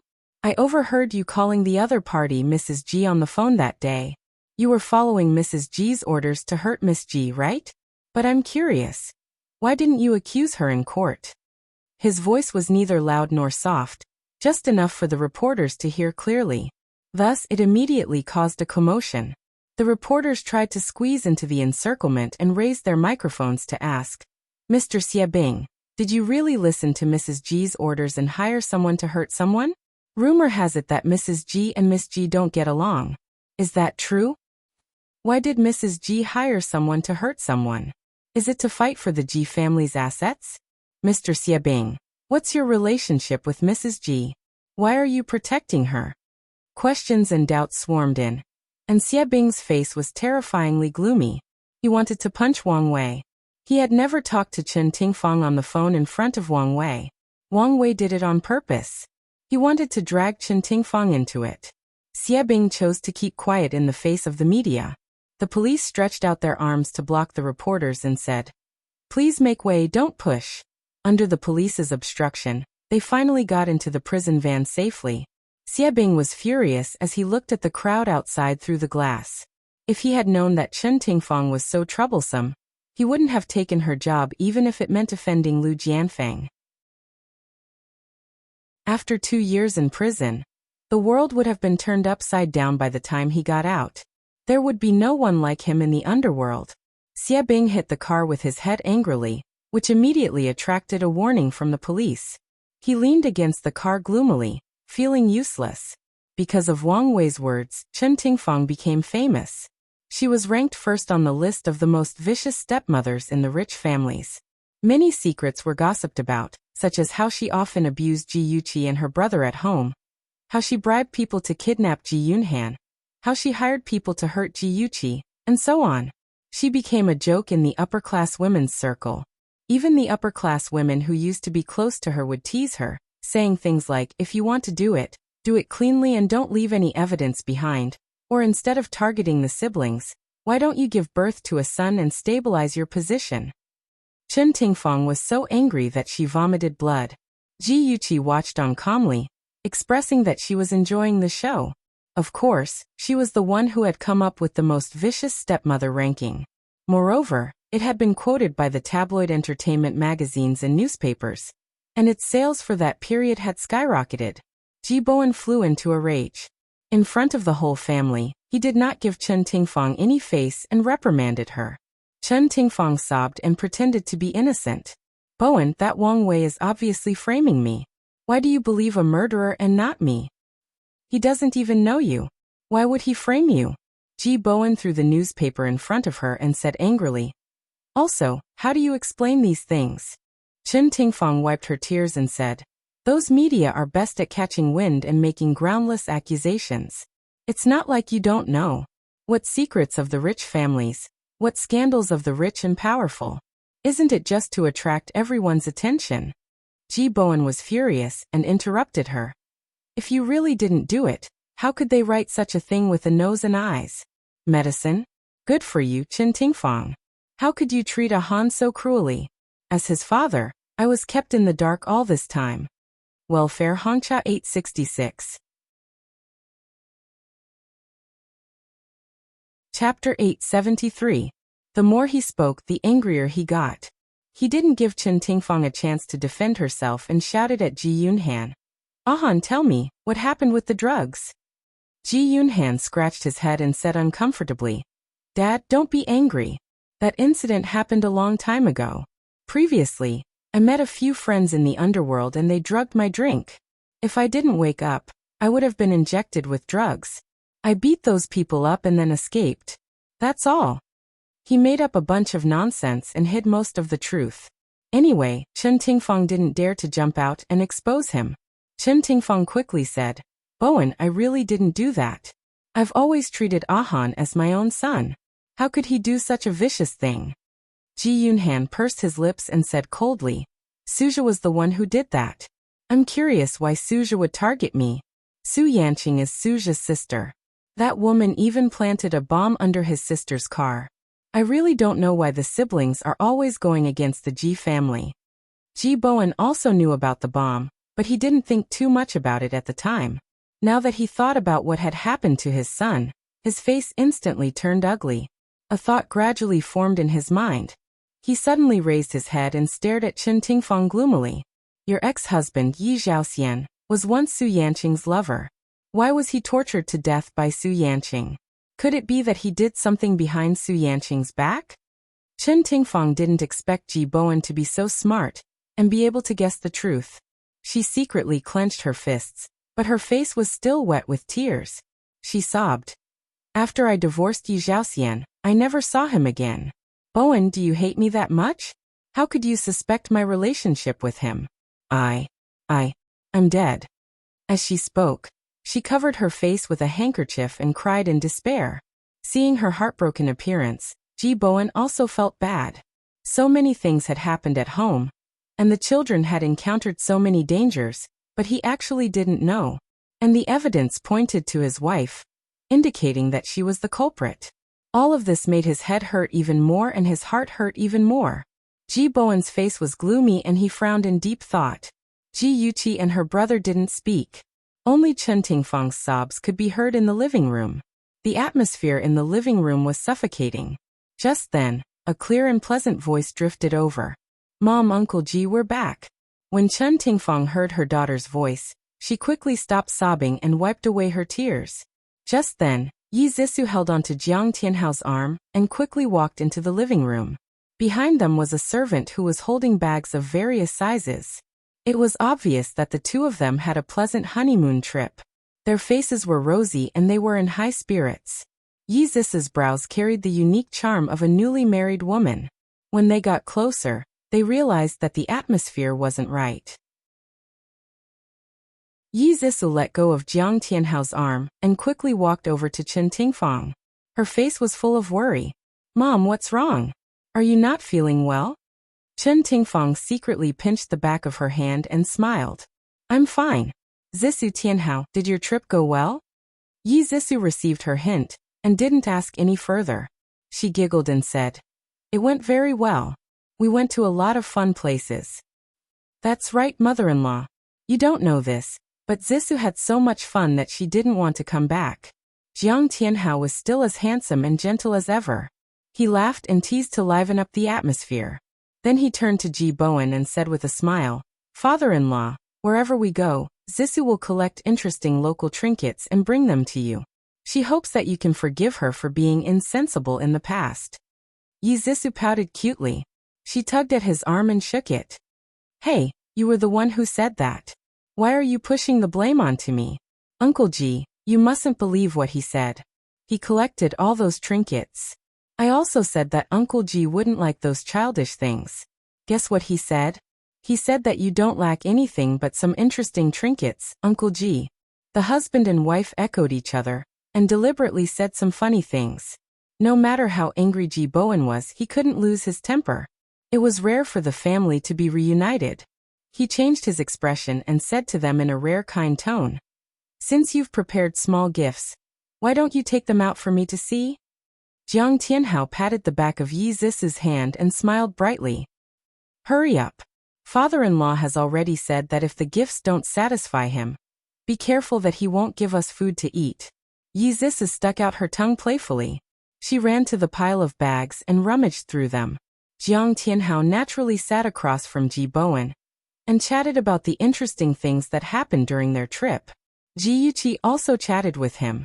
The atmosphere became more harmonious. Ji Bowen nodded in satisfaction. He thought that after Jiang Tianhao and Yi Zisu got married, Jiang Tianhao was much more sensible than before. This is for Uncle Ji. Uncle Ji, these are all local trinkets. Please don't dislike them. Otherwise, we won't be able to eat lunch. Yi Zisu held a beautifully wrapped big box in front of Ji Bowen and joked playfully. Ji Bowen smiled and said, "Let me see what it is first." He opened the box and saw that it was filled with handicrafts or works of art. There was a ceramic snuff bottle, a set of stamps from 1956 to 2004, a Balinese wooden statue of a goddess, and so on. Although they weren't expensive, they were quite interesting. It was obvious that the two of them had put in some effort. Ji Bowen was still very satisfied. The gift that the couple gave to Chen Tingfang was a very Greek-style jewelry necklace. As soon as she took it out of the jewelry box, she felt that it was dazzling and very charming. The gift for Ji Yuqi was a forget-worry bead made of black agate. Yi Zisu affectionately tied it around her wrist and said with a smile, "Sister Chi-Chi, it is said that forget-worry beads can bring beautiful blessings to people. I wish that you will forget your troubles and sadness, and will always be so beautiful." Ji Yuqi lowered her eyes and looked at the forget-worry bead on her wrist. Her lips curved into a faint smile. "Thank you, Zisu. I also wish you and Tianhao a happy life." Yi Zisu smiled sweetly. "Thank you, Sister Chi-Chi. We will definitely be happy." Hearing Yuqi's blessing, Jiang Tianhao felt very uncomfortable. Had she forgotten about him so quickly? It was obvious that he had forgotten his current identity. The way he looked at Ji Yuqi became complicated. Fortunately, Yi Zisu suddenly said, "Of course we can't forget Ahan's gift. Ahan, this is your gift. Quickly open it and see if you like it." Ji Yunhan looked up and revealed a bright smile. "Thank you, second sister, second brother-in-law." Yi Zisu's hand that was holding the gift box trembled. This little rascal had always been rude to her, and had never called her second sister. He was acting strangely. He must be up to something again. Her eyes moved slightly and her smile was even brighter than his. She handed the box to him and said sweetly, "Don't be so polite. We are siblings. Quickly, open it and see." Opening the beautifully packaged box, there was a Patek Philippe watch inside. "My Gigai." Yi Zisu was quite generous. Ji Yunhan was secretly speechless, but he quickly understood that one could not trap a wolf without sacrificing a child. Their sacrifice now was equivalent to their return tomorrow. His father would definitely compensate them. Attention Songshu 566. Chapter 874. Sure enough, Ji Bowen saw the expensive watch and frowned. "You two just got married. Don't be too extravagant." Jiang Tianhao stopped smiling and said seriously, "How can I be stingy with my family? However, we will do what we can in the future. Please don't worry, father-in-law." Ji Bowen nodded in satisfaction. "Quit your original job and rest for 2 days. Then report to the company. I want you to train in the marketing department. What do you think?" Jiang Tianhao hurriedly said, "Father-in-law's arrangement is very good. I also plan to train in the marketing department. Please don't worry. I won't let you down." "Very good. You two must be tired. Go upstairs and rest. Don't go back tonight. Stay here for dinner." After Ji Bowen finished speaking, he glanced at Chen Tingfang. "Tingfang, come with me to the study." Chen Tingfang knew that she couldn't avoid it today. She didn't want her daughter and son-in-law to see that something was wrong. She smiled and agreed. Then, she instructed the kitchen to make a few dishes that her daughter and son-in-law liked. Then, she went upstairs to the study. Ji Bowen sat behind the desk with a cigarette in his hand. He hadn't smoked in a long time. He would only smoke when he was troubled. Chen Tingfang looked down and walked behind him in an extremely gentle manner. She massaged his shoulders and said softly, "Bowen, you still don't believe me?" Ji Bowen's face was gloomy and his voice was hoarse. "The evidence is right there. How do you want me to believe you?" she said aggrievedly. What kind of evidence is that? It's just the media's wild guesses. I've been with you for so many years. Don't you know my character? Ji Bowen pinched the space between his eyebrows with a headache. Some time ago, Chen Tingfang had indeed done many inappropriate things, and there were indeed many suspicious points about her that made him suspicious. But after all, feelings prevailed. He was unwilling to believe that the simple and cute girl from back then had now become a vicious woman. But this time he was really angry. His son and daughter were hurt, but they hid it from him and refused to tell him. Did they think that he didn't have the ability to protect them? His wife was his family, and so were his children. In fact, his children were even more important in his heart. If Tingfang was really ambitious and dared to harm his children, he would definitely choose to stand on their side. After making up his mind, his gaze became firm and cold. He turned his head and stared at Chen Tingfang. In a deep voice he said, "If I find out that you really did these things, I won't care about our past relationship. Tingfang, don't disappoint me again. I'm a man of my word." The cold glint in his eyes was like a sharp sword that mercilessly pierced her heart. Her eyes reddened and tears fell uncontrollably. "I've always known that in your heart. I can't compare to Yuqi and her brother. That's why I've always known my place. I didn't want you to hate me." Even though she was getting on in years, her appearance was still very good. When she cried, she looked so pitiful that people couldn't help but want to take pity on her. However, Ji Bowen wasn't in the mood at that moment. He waved his hand tiredly. "Stop talking. You can leave first. I still have work to do." Chen Tingfang was very smart. She knew when to be obedient and when to be willful. She put on an affectionate look that said, "Even if you misunderstood me, I still love you very much." She looked at him as if she wanted to say something. Then she left the study. Ji Bowen watched her figure disappear at the door and sighed deeply. Chen Tingfang had just returned to her room when Yi Zisi knocked on the door. She walked in with a worried expression. "Mom, what happened? You and Uncle Ji don't seem right." Chen Tingfang leaned against the chair dispiritedly. She pointed at the gossip magazine on the coffee table. "Take a look. I'm now a celebrity in Ying City. Ranking of the most vicious stepmothers in the wealthy families. Number 1, Chen Tingfang. Reasons for being on the list. First, she's heartless enough.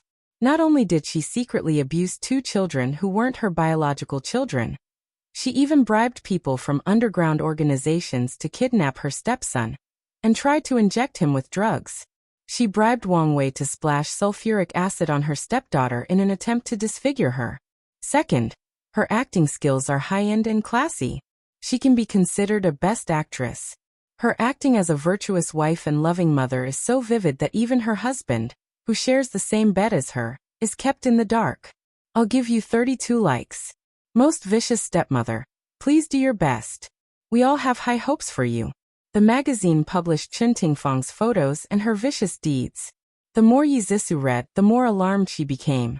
80 to 90% of the content was true. What was more frightening was that the person who leaked the news even stated the time and place clearly. Yi Zisi's fingers tightened, and she crumpled the magazine into a ball. She said anxiously, "Mom, what's going on? Why would those things appear in the magazine?" Chen Tingfang said coldly, "The person who leaked the news seems to have been hiding in the dark and spying on us. Other than Ji Yuqi, I can't think of a second person who knows about these things. Every time we deal with Ji Yuqi, we're always tricked by her. She seems to have known what we're going to do. Zisi, do you think she installed a listening device in our room?" Yi Zisi was shocked. "That can't be. That's hard to say. I'm going to get someone to check this villa thoroughly. For safety's sake, we'll all get a new SIM card. In the future, we'll use the new SIM card when we talk, in case she eavesdrops on us. Also, if there's anything important in the future, we'll discuss it outside." Yi Zisi hesitated for a moment. "Mom, don't you think you're making a mountain out of a molehill? Maybe she's just too lucky, or maybe we gave ourselves away and made her realize that something was wrong." Chen Tingfang said with certainty, "No, once or twice can be considered good luck. But to be able to turn danger into safety every time, that's very unusual. Zisi, this time I've lost a lot. Xie Bing went to jail for me. I have to compensate him. In addition, I spent 300,000 to bribe Wang Wei. I don't have much money left. After Tianhao enters the G Group, let him build up his own power and take control of the G Group as soon as possible. He's our only hope now. Yi Zisu massaged her shoulders and said softly, Mom, don't worry. I've already talked to him. He won't let us down. I hope so. Chen Tingfang closed her eyes tiredly. Actually, she didn't think highly of Jiang Tianhao, but since they were in the same boat, she had to help him. Ji Yuqi was in the room talking to Qing Seng on the phone. During this period, she was being watched too closely by Chen Tingfang. She couldn't go to the company, so she entrusted the company to Qing Seng. Every day, Qing Seng would report to her about the company's situation. There's news from the factory. The first batch of goods is ready. They can be sent out tonight. The Yu Family Shopping Mall is also ready. When do you plan to launch our brand? Ji Yuqi thought for a while and said, There's no rush. We missed the summer clothing market. Now we're aiming for autumn and winter. I plan to hold a fashion conference and invite all the major media outlets to promote our brand. Oh right, the brand Amy under the G Group will be holding a fashion conference next week. Arrange for 2 designers to attend. They're young ladies with no experience. It'll be good for them to go and learn from them. Okay, I understand. The Ministry of Commerce has already signed agreements with a few online media outlets. After our brand is launched, the online promotion will be fully launched. Ji Yuqi smiled and said, Thank you for your hard work, Qing Seng. Help me tell everyone that they'll get a bonus next month. Okay, then I'll thank CEO Ji on behalf of everyone. Qing Seng's tone had a rare hint of teasing. Ji Yuqi joked, I didn't expect Vice CEO Qing Seng to be so kind. If you share some of this kindness with Yu Lei, he won't be so sad. Almost everyone in the company knew that Yu Lei had feelings for Qing Seng.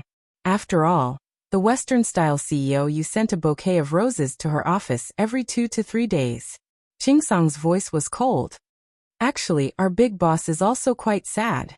The big boss was referring to Shenjia. Although the news of Shenjia sacrificing himself to save Yuqi was exposed by the media and caused everyone to speculate about their relationship, due to multiple considerations, Yuqi didn't plan to publicize their relationship for the time being. Therefore, Shenjia had been complaining recently. Hey, you can't take revenge like this.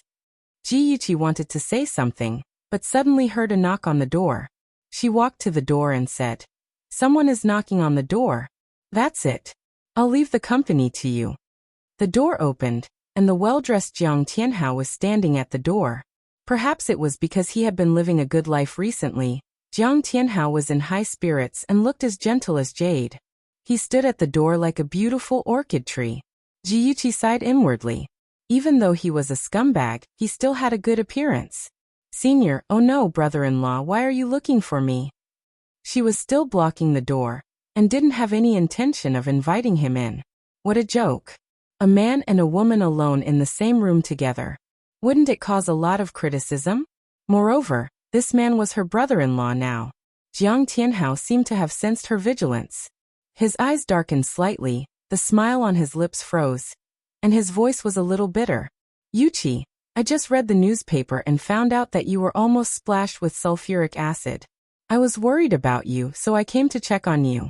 Are you okay? Ji Yuqi's voice was calm. I'm fine. Thank you for asking. His gaze was deep. Aren't you going to invite me in? She said indifferently. It's not very convenient. He was stunned. He didn't expect her to be so direct. He smiled bitterly and said, Why do you have to be so clear? You know that I won't do anything to you. I know, but I can't guarantee that others will understand. You should know the phrase melon and plum field. Ji Yuqi didn't think that she was a good person, but she also had a bottom line. She hated mistresses and couldn't let herself be one. Before he got married, she could pretend to like him and play with his feelings. But after they got married, she wouldn't give him that illusion anymore, and she wouldn't interfere in his marriage with Yi Zisu. Jiang Tianhao's thin lips moved a few times. His deep eyes were fixed on her, and there were many complicated emotions surging in them. After a moment of silence, he said in a low voice, Yuqi, must you be so heartless to me? Ji Yuqi's expression was indifferent. From the moment you got married, there was only the relationship between sister and brother-in-law left between us. Since you've married Zissou, please cherish her. Don't eat from the bowl and look at the pot. If you do, I will look down on you. He was shocked and stared at her in disbelief. How can you say such things? Don't you understand my feelings? Add Xinwu 799. Chapter 875.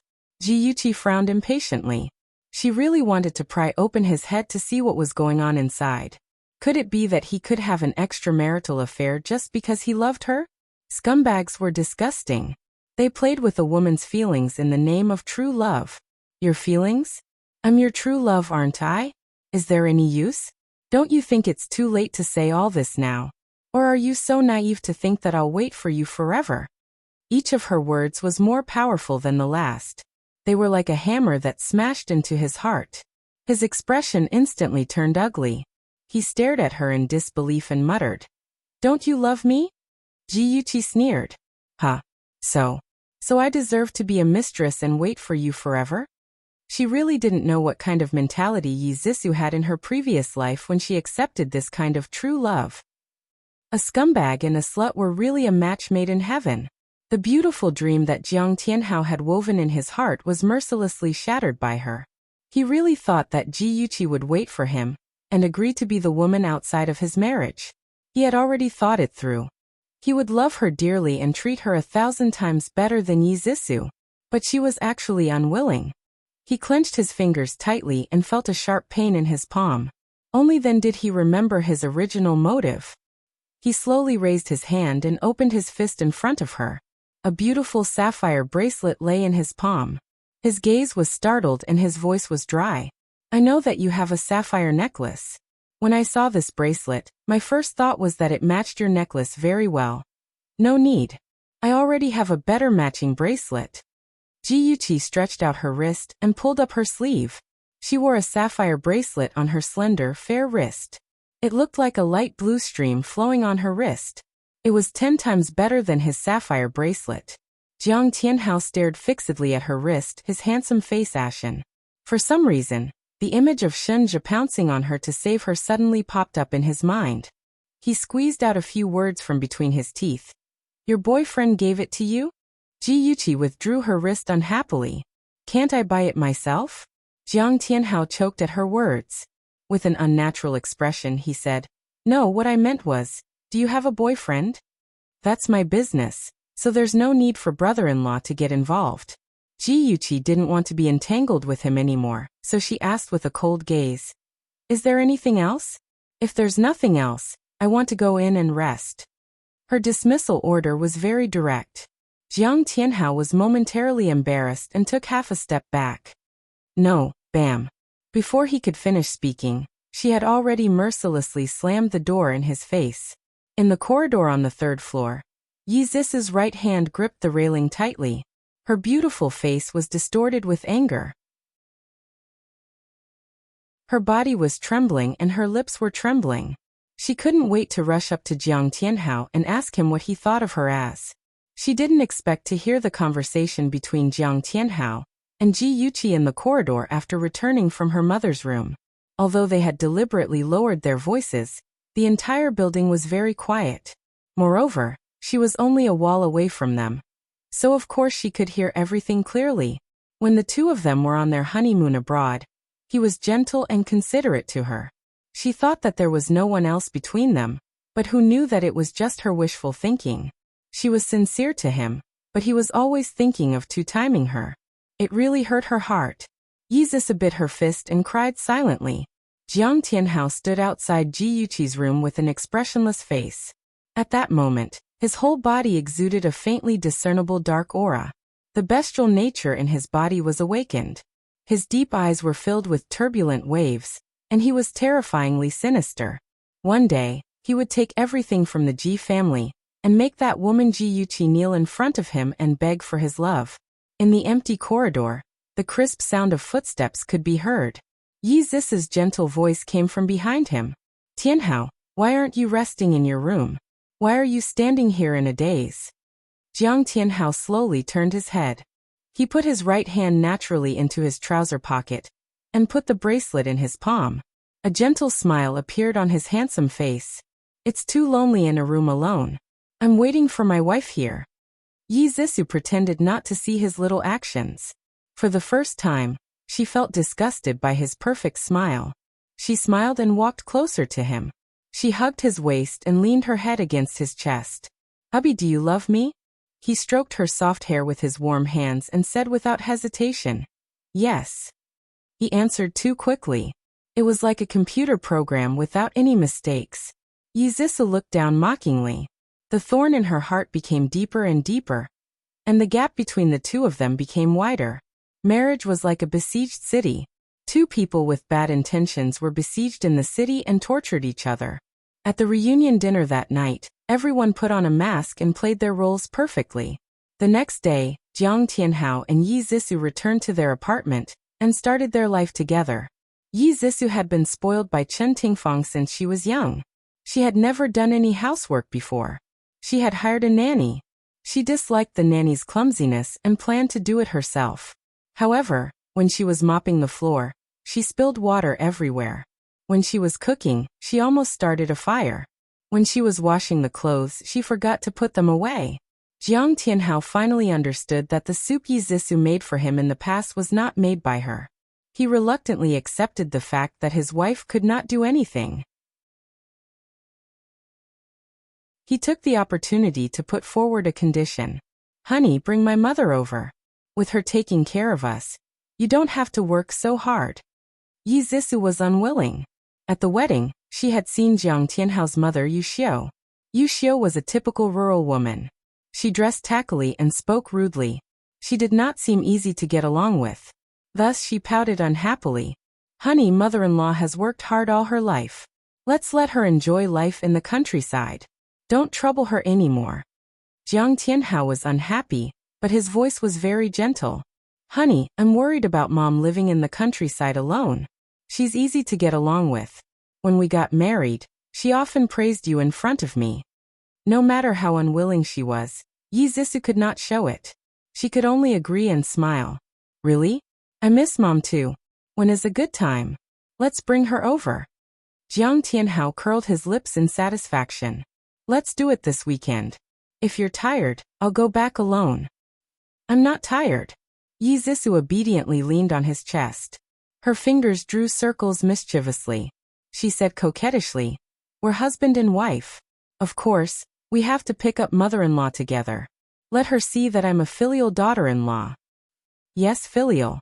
My wife is the most filial. Jiang Tianhao held her mischievous hand and suddenly carried her horizontally. He bent down and kissed her lips. He murmured vaguely, what a little vixen. Asterisk, asterisk, asterisk, asterisk. Chen Tingfang did as she said. The next day, she used the excuse of strengthening the security at home. After consulting with Ji Bowen, they contacted the best security company and asked their staff to check the inside and outside of the villa. They also replaced the previous security system with the latest technology. Unfortunately, from the beginning to the end, they did not find any surveillance cameras or listening devices. Not only did Chen Tingfang not feel relieved, but she felt even more threatened. Was Ji Yuqi really so smart that he could find loopholes in everything? In the following days, Chen Tingfang calmed down again. Now that Ji Bowen was neither cold nor warm to her, she felt depressed. Those rich madams also stepped on those who were higher up and stepped on those who were lower up. In the past, they would invite her for tea and chat, play cards, or do beauty treatments, but now they all ignored her. She was bored at home for a few days. Finally, when Ji Bowen went on a business trip, she went out to relax and have some fun. In this dark and misty night, a similarly lonely crowd poured into this noisy bar. Under the colorful lights, all kinds of men and women on the dance floor swayed their bodies to the explosive music. Lazy and charming middle-aged women or young and beautiful middle-aged women sat at the bar, drinking quietly. Men were looking for good prey, impatiently or elegantly approaching. Beauty, can I have a dance with you? A well-dressed, successful man leaned against the bar counter. He smiled as he looked at the woman who was drinking. The The woman had a graceful figure, heavy makeup, sexy red lips that were like raging flames, and her slender eyes were filled with boundless flirtatiousness. The rarest thing about her was that she had a pair of fair and slender hands. Her slender fingers held the wine glass and gently swayed it. Her languid and enchanting charm diffused in this ambiguous atmosphere, causing people to be so excited that they couldn't help but tremble. Her charming eyes moved slightly, and her chin was slightly raised, reserved and elegant. Not interested, but I'll allow you to drink with me. Her voice was cold, like a queen. With the man's status, there were many women who flocked to him like bees and butterflies.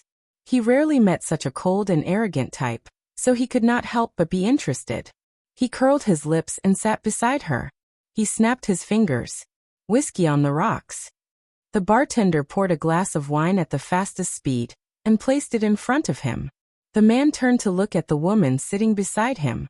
She was not like other women who chattered endlessly. She quietly tasted the red wine in her hand, lazy and charming like a Persian cat in the afternoon. He laughed softly.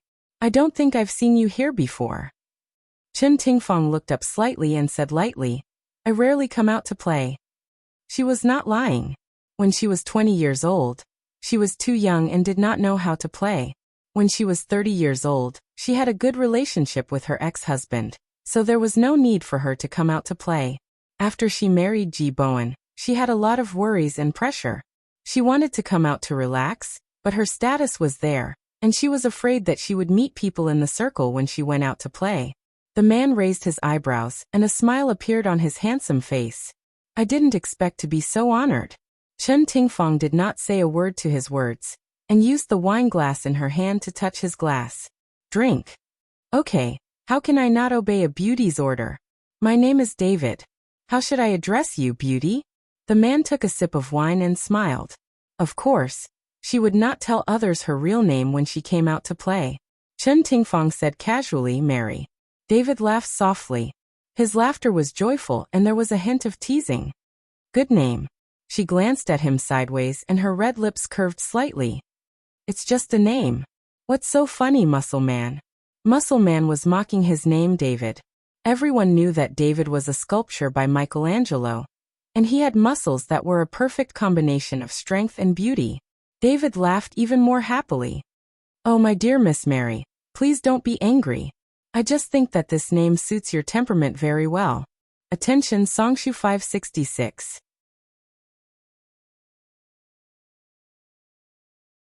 Chapter 876.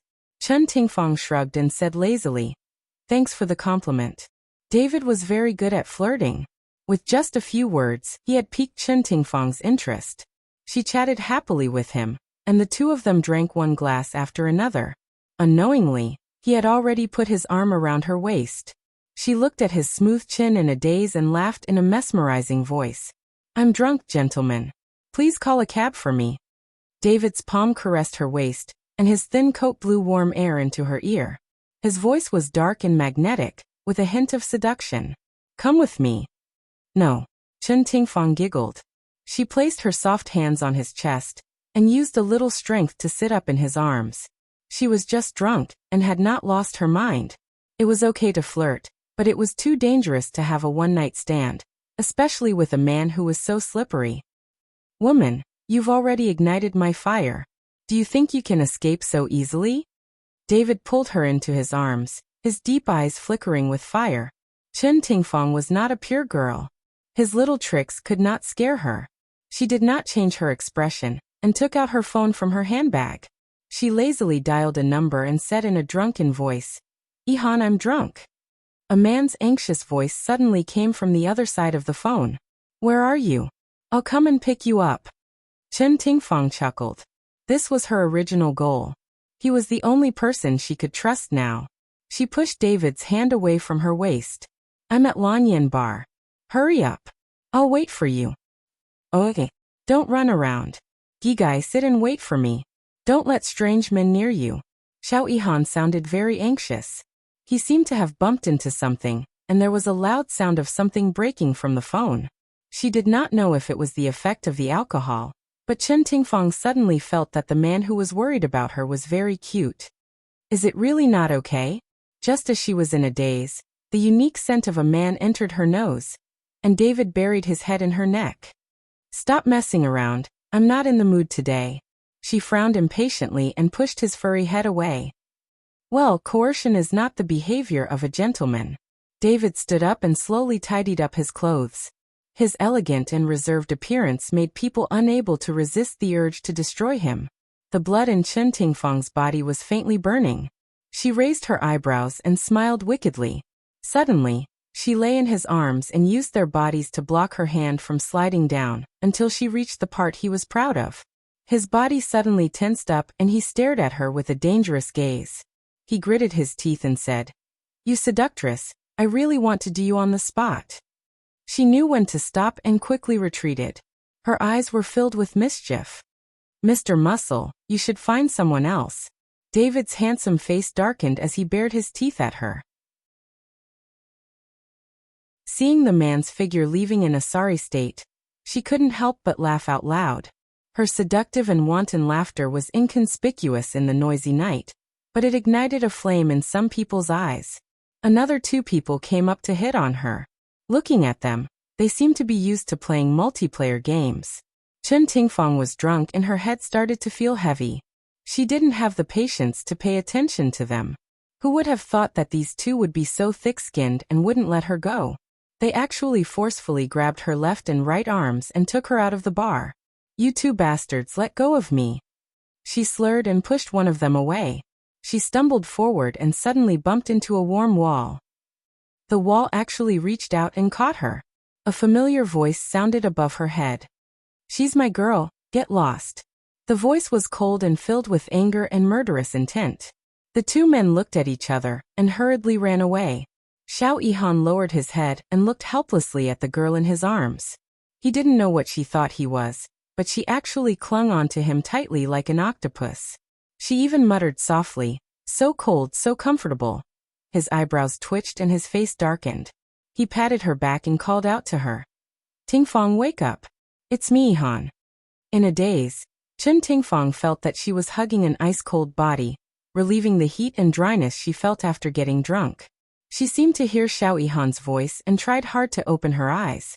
From this angle she could see Xiao Yihan's thin chin and straight nose. Seeing that she opened her eyes, his tense mouth relaxed and his obsidian-like eyes glowed with gentleness. He caressed her forehead and asked with concern, "Are you okay? Do you recognize who I am?" "I'm going to faint." Chen Tingfang was so drunk that she felt uncomfortable. Her head hurt and her chest felt stuffy. Her remaining rationality made her want to get out of his arms, but her soft body didn't allow it. Her legs were so light that she couldn't even stand properly. "You're already so drunk. Why are you still trying to act tough? Gigai, don't move." Xiao Yihan naturally carried her horizontally and walked towards his car. Chen Tingfang lay in his arms and smelled his unique scent. Her cheeks were burning and her heart suddenly started to beat faster. Even her drunkenness seemed to have dissipated a little. Xiao Yihan placed her in the car and got in as well. He leaned over and was almost touching her. His hands caressed her side. She moved uneasily and felt inexplicably nervous. However, she saw him grab the seatbelt buckle and fasten it for her. When he straightened his body and pulled away from her, she felt a faint sense of disappointment. Chen Tingfang held her forehead and thought that she must have drunk too much. She must have drunk too much. "Yihan, please take me home." She leaned against the back of the seat and closed her eyes to rest. The only response she got was the sound of the car starting. Xiao Yihan drove the car silently and didn't say a word. In a daze, Chen Tingfang dreamed of the cat she used to keep in front of her chest. Its wet head was licking her face, and its meaty claws were scratching her waist. She impatiently reached out her hand and wanted to shake off the cat that was disturbing her dreams. Unexpectedly, her hand was caught by someone. She wanted to call out, but her mouth was blocked. Her whole body was so hot that it was about to explode. She struggled to open her eyes. An enlarged handsome face appeared in front of her. There was a touch of innocence in his handsomeness. His exquisite face was dyed with an abnormal blush, and his deep eyes were filled with lust. His lips parted slightly and he panted heavily. His voice was low and hoarse. "Tingfang, I want you. I want you so much that my body hurts." She widened her eyes in shock. She didn't know when the two of them were lying in an unfamiliar room. Their clothes were already in a mess, being bullied by a man who was more than 10 years younger than her. She flew into a rage out of humiliation. She raised her hand and slapped his cheek. He didn't dodge and allowed her hand to land on his flushed cheeks. With a crisp slap, a few red marks were left on his cheeks. She looked away uncomfortably and pushed him away. She said angrily, "I'll take it as if nothing happened today. Xiaoyihan, let's end it here." She was embarrassed and angry at the same time. Her fingers trembled as she tidied up her clothes. Even when she carried her handbag and walked to the door, she still did not hear Xiaoyihan's voice. The complicated emotions in her heart made her stop in her tracks uncontrollably. She turned around to take a look, only to see him sitting at the head of the bed with his clothes disheveled. His hands were hugging his head, and his head was buried very, very low. She could not see his face clearly, but something quickly slid down his cheeks and rolled to the floor, gathering into a puddle. He was crying. Men don't cry easily, but he was actually crying. At that moment, her heart ached. This was different from the love between an elder and a junior. This was the love between a man and a woman. Towards this man who admired her and bravely expressed his love for her, she couldn't ignore his tears. She couldn't control her legs as she walked step by step to his side and stood still. She handed him a handkerchief and said, "Don't cry. You're a man." Xiaoyihan's shoulders shook a few times. Suddenly he reached out and hugged her legs. His hoarse voice was full of grievance as he said, "Unless you take back what you said just now." How childish. Chen Tingfang sighed and ruffled his hair. "I said a lot of things. Which one were you referring to?" "The one about us ending it here." His arms around her legs tightened. His voice was pained as he said, "I'll stay away from you in the future, but I beg you, don't let us become strangers." She had never heard this sunny and proud man speak in such a humble tone. Chen Tingfang's heart ached for no reason. She lowered her head and stared blankly at the top of his head. She muttered, "What do you like about me? At my age, I'm old enough to be your mother." He was silent for a moment before he slowly said, "Warmth. You let me feel the warmth of a family. Although I grew up in a wealthy family, my parents only knew how to do business and never cared about me. When I grew up, the girls who approached me all had other intentions. No one cared about me as sincerely as you do. To me, age is not a problem. I just like you. I don't care if you have a family or what status you have now. Those aren't important. What's important is that I like you as a person." Chen Tingfang's heart trembled. Her feelings and fantasies about love had long been obliterated by life. However, Xiaoyihan's appearance was like a flame in her life. It satisfied her vanity as a woman and ignited her forbidden pleasure. Her body trembled slightly as a voice in her head shouted, "You're still young. How can you live like a shell without a soul? Accept him. Accept this young man's surging feelings." Tingfang. Feeling her trembling, Xiaoyihan called out her name. His wet and warm tongue devoutly worshipped her calf. He was like a believer in love. No matter how many thorns lay in front of him, he was willing to move forward without a care for his own safety. Chen Tingfang was suddenly infected by his courage. When he hugged her in his arms and kissed her on the cheek, she did not push him away. Gradually, it became difficult to tell who was the first to take the initiative. The two lonely people hugged each other fiercely. Soon, they were entangled in this blurry night. Xiaoyihan's movements were very inexperienced. This made Chen Tingfang believe that it was indeed his first time. She was shy and proud as she guided him to become a real man. The moment the two of them made love, he leaned over her ear and said, "I love you," over and over again. She was so moved that tears streamed down her face. Beauty novel Hongcha 866.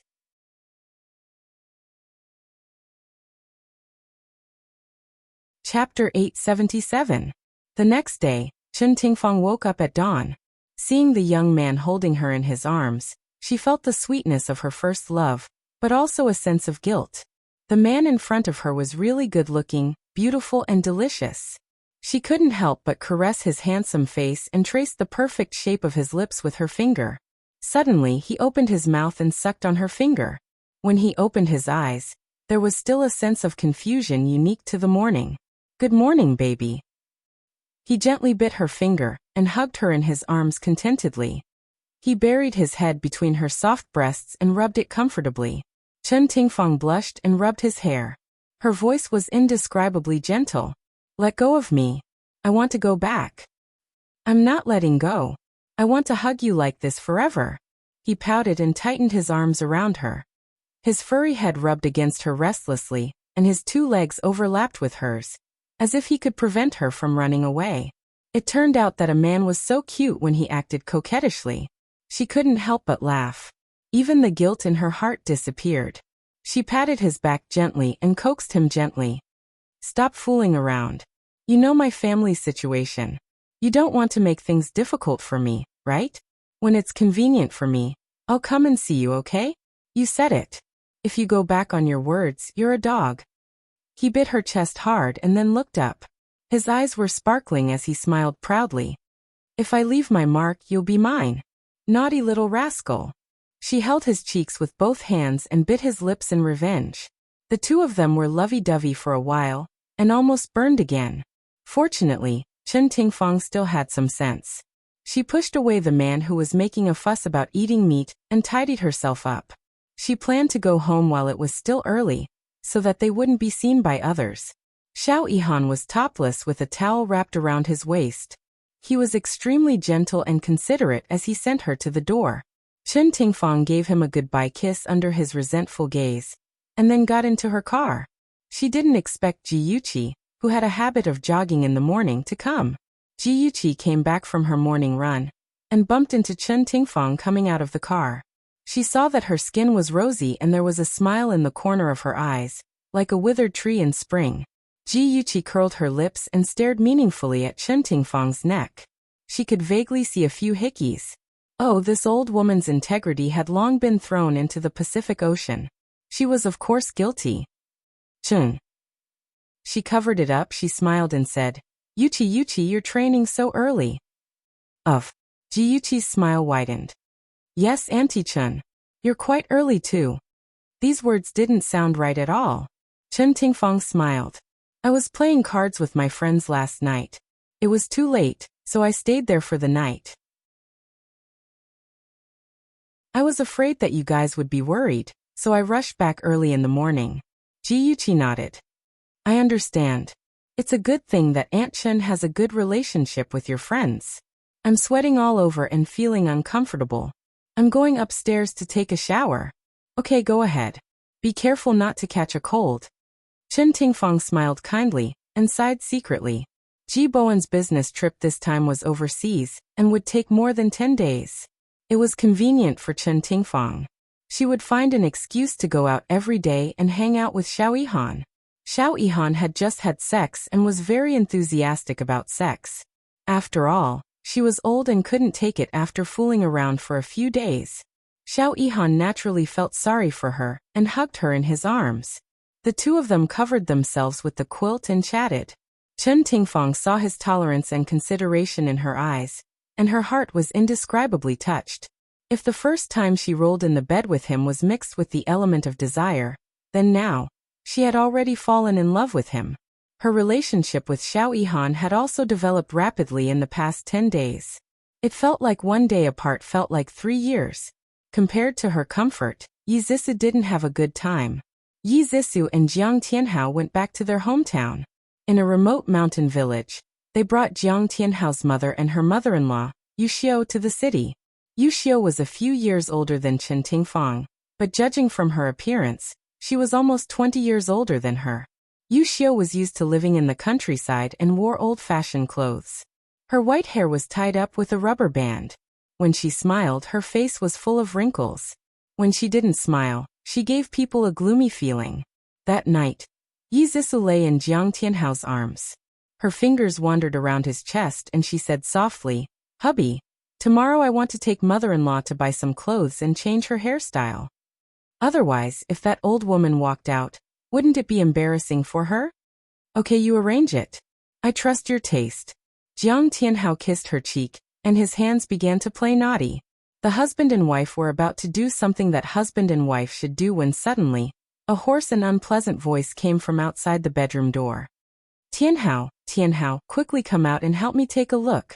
Wait for me, I'll be right back. Jiang Tianhao kissed Yi Zis's face hard. He rolled over and quickly put on his coat. Mom, what's wrong? He closed the bedroom door and asked Yu Xiu, who was standing at the door. Yu Xiu said, the air conditioner is on all night. It's a waste of electricity. Help me turn it off. Jiang Tianhao was helpless. Mom, our family doesn't lack money now. If we don't turn on the air conditioner at night, it'll be very hot. You won't be comfortable sleeping. Yu Xiu grabbed his arm and dragged him into her room. She chattered.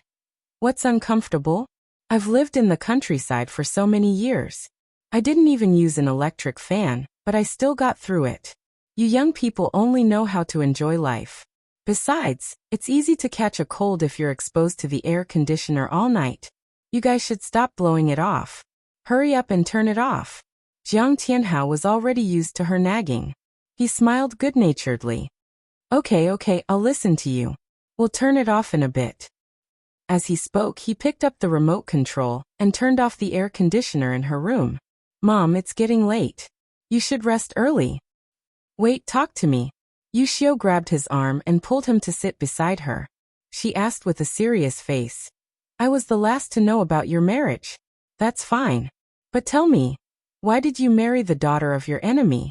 The last time I attended your wedding, I couldn't wait to rush in front of Ji Bowen and give him a few tight slaps. Jiang Tianhao said helplessly. Mom, how many times have I told you? Zissou isn't Ji Bowen's biological daughter. Besides, don't you understand why I married her? It's because I want to enter the Ji group smoothly. Even if she isn't Ji Bowen's biological daughter, Ji Bowen won't mistreat her. Of course, he won't mistreat her son-in-law either. Don't forget about the blood feud between our family and theirs. Don't be so lovey-dovey with her every day. The beauty's village is the hero's mound. I think she's not a good person with that vixen look of hers. The mother and son chatted very softly, but their voices could still be heard through the small gap in the door to the corridor outside. Yi Zissou was holding a thin blanket in her arms. She was planning to give it to Yu Xiu. Her fingers gripped the blanket tightly as if she wanted to tear it to shreds. Her beautiful face was contorted with anger. She was so silly and naive. She had planned to forgive Jiang Tianhao once and get along with his mother. She hadn't expected that the mother and son would see her this way. The anger in her heart had reached its peak and was about to drive Yi Zissou crazy. When she heard that the people inside were about to end their conversation, she finally regained a bit of her rationality. She hugged the blanket, lightened her footsteps, and quickly returned to the bedroom. When Jiang Tianhao returned, Yi Zissou was taking a shower in the bathroom. The sound of water splashing could be heard, and her graceful figure was imprinted on the glass door. It was very seductive. His eyes darkened, and he knocked on the bathroom door. His voice was hoarse. Honey, why are you taking a shower now? Yi Zissou's hair was wet and clung tightly to her naked back. Her tears were like broken beads, falling down continuously. They mixed with the water droplets on her face, and it was hard to tell whether they were tears or water. Hearing no answer, Jiang Tianhao knocked on the door again. Honey, are you okay? Yi Zissou bit her fist and tried to answer in a calm voice. I'm fine. The sound of the water is too loud. I can't hear clearly. Let me go out first. When she came out, it was already 10 minutes later. Her eyes were slightly red from crying, but under the dim light it wasn't too obvious. She was wrapped in a bath towel, like a mermaid coming out of the bath. She was so beautiful that it was intoxicating. Although Jiang Tianhao no longer loved her, he was still very interested in her body.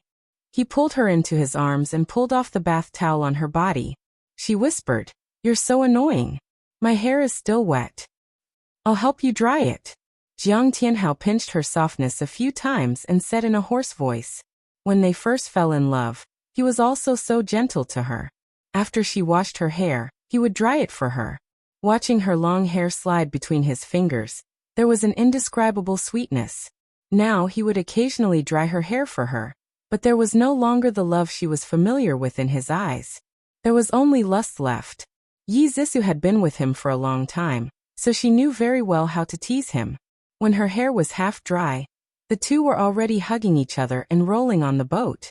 He covered her body, sweating like rain. When he was aroused, he would say, "I love you." However, she would never believe it again. She knew that it was just a man's way of coaxing women. Even when they were hugging each other and climbing to the peak, her eyes were cold. Her long nails left scars on his back. Her heart was already full of holes. "Jiang Tianhao, from now on, we are husband and wife. Since you don't have true feelings, I won't give my true feelings. You're not the only one who knows how to play with feelings. I'm also very good at it." The torture had just begun. Yi Zisou could feign civility with Jiang Tianhao, but in front of Yu Xiao, her little tricks were not enough. Granny was the most ferocious creature in the world. The old woman pointed at the wet floor and nagged, "Zisou, why don't you know how to do anything? You can't even mop the floor clean. Why did our Jiang Tianhao marry you?" Yi Zisou gritted her teeth and endured. "Mom, don't be angry. I'll mop it again." The old woman sat at the dining table and shouted, "Yi Zisou, how did you cook this food? The rice is burnt, there are still eggshells in the scrambled eggs, and you forgot to put salt in the fish soup. Is this even fit for human consumption?" Yi Zisou continued to endure. "Mom, it's my first time cooking. I'm not very skilled. Let's order takeout." The old woman pointed at the clothes in the washing machine and shouted, "Daughter-in-law, these underwear should be washed by hand. You put them together. It's so messy. It's so unhygienic. Aren't you, miss? Don't you know this?" Attention, Songshu 566.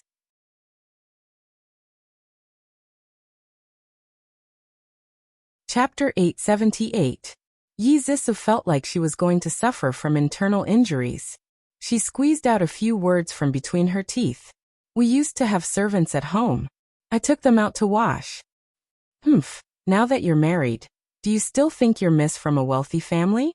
Since you've married into our family, you'll have to serve Tianhao and me well." The old witch left her with a sinister tone. Then, she went out to dance with the old couple she had just met. The room was quiet. Yi Zisou squatted in the bathroom and used both hands to wash her underwear. After scrubbing for a long time, her hands turned red. She angrily threw her clothes into the basin and kicked it over. She held her head with both hands and screamed uncontrollably.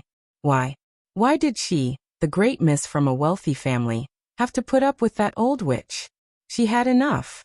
She angrily packed her luggage and planned to return to her parents' home. After she got into the car, she dialed a number with trembling fingers. The moment the call went through, she burst into tears. "Mom, I can't take it anymore. Jiang Tianhao's mother is a monster. I hate her. I hate her to death."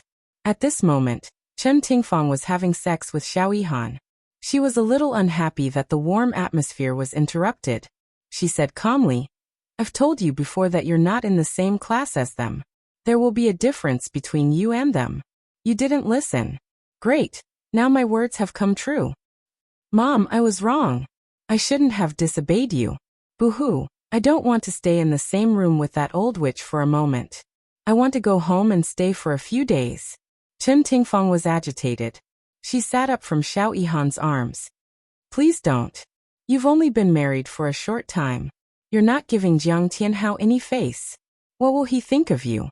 He'll stand on his mother's side. Be smart and pull him to your side. In the future, with him mediating between you and your mother, your life will be better." "Mom, I don't want to live with him anymore. I want a divorce." Yi Zisou was feeling wronged and angry at the same time. She didn't care about anything else and shouted out such a sentence. Chen Tingfang frowned. "Zisou, don't be so willful. You've been married for less than 2 months and you want a divorce. What will others think of you? Marriage is not a relationship. When 2 people form a family, there will definitely be a lot of conflicts. Is it something a mature person should say when they want a divorce just because of a small problem?" "Mom." Yi Zisou felt wronged. She cried even more sadly and regretted it even more. She blamed herself for not listening to her mother. Now, she had no way to vent her grievances. Okay, be good." Chen Tingfang's tone was much gentler. She coaxed, "Say a few words to your mother-in-law and coax her. Which daughter-in-law doesn't do this? As long as your husband loves you, it's better than anything else. Listen to me and don't throw a tantrum anymore. She gently comforted Yi Zissou for more than 10 minutes before she came to her senses. Her mother was right. Her reputation was very bad now. If she divorced Jiang Tianhao because of family differences, she would be laughed at to death. That damned old woman was super good at acting. She always took advantage of Tianhao's absence to torture her. When Tianhao came back, he saw how considerate his mother-in-law was to his daughter-in-law. That was why Tianhao stood on the old woman's side and completely ignored her occasional complaints. If he saw his mother bullying her, he would help her for the sake of the Ji family. Yi Zissou thought of this and snorted coldly. At the next intersection, she turned the car around. She didn't believe that she couldn't win against a damned old woman. Honey, you're back. Jiang Tianhao opened the door and saw Yi Zissou wearing an apron and holding a spatula. She was waiting at the door with a smile on her face. He was shocked and frowned. Honey, I thought you didn't know how to cook. Why are you dressed like this? Yi Zissou hurriedly hid the spatula behind her back and giggled. I think Granny is right. As a woman, how can I not know how to cook? That's why I've been learning for the whole day. I definitely won't disappoint you later. Honey, you must have worked hard all day. I've already prepared the hot water for you. When you're done, we'll have dinner. Before Jiang Tianhao could say anything, she had already snatched the briefcase from his hand and pushed him to the bathroom door. I've already prepared the clothes for you. Honey, is there anything else you need? Gentle and considerate, she was a perfect wife. However, Jiang Tianhao didn't feel happy at all. Instead, he had a strange feeling in his heart. He knew Yi Zissou. She was definitely not a housewife. What was going on? How did she become like this? Jiang Tianhao walked into the bathroom with doubts. The towel and clothes were neatly folded. The hot water in the bathtub was steaming. The smooth floor could almost reflect a person's figure. He couldn't believe that this was all thanks to Yi Zissou. Did the sun rise from the west? Ah! Just as he was about to take off his clothes, he suddenly heard Yi Zissou's scream. Then with a bang, something fell on the floor. Jiang Tianhao frowned. He knew that nothing good would come out of her cooking. He tidied up his clothes, opened the door, and was about to go to the kitchen to see what had happened when he heard his mother scolding. Clumsy. You can't even do such a simple thing. Hurry up. Tianhao will eat after his bath. Don't starve him. Jiang Tianhao's eyebrows jumped. He was worried that Yi Zissou's daughter Miss had a temper. He didn't expect her to say softly, I'm sorry, mother-in-law. I didn't do it on purpose. I'll get it done right away. Don't be angry. Humph, I've never seen someone as stupid as you. I'm ashamed to say that you're my daughter-in-law. Yuxiu began to nag at Yi Zissou again.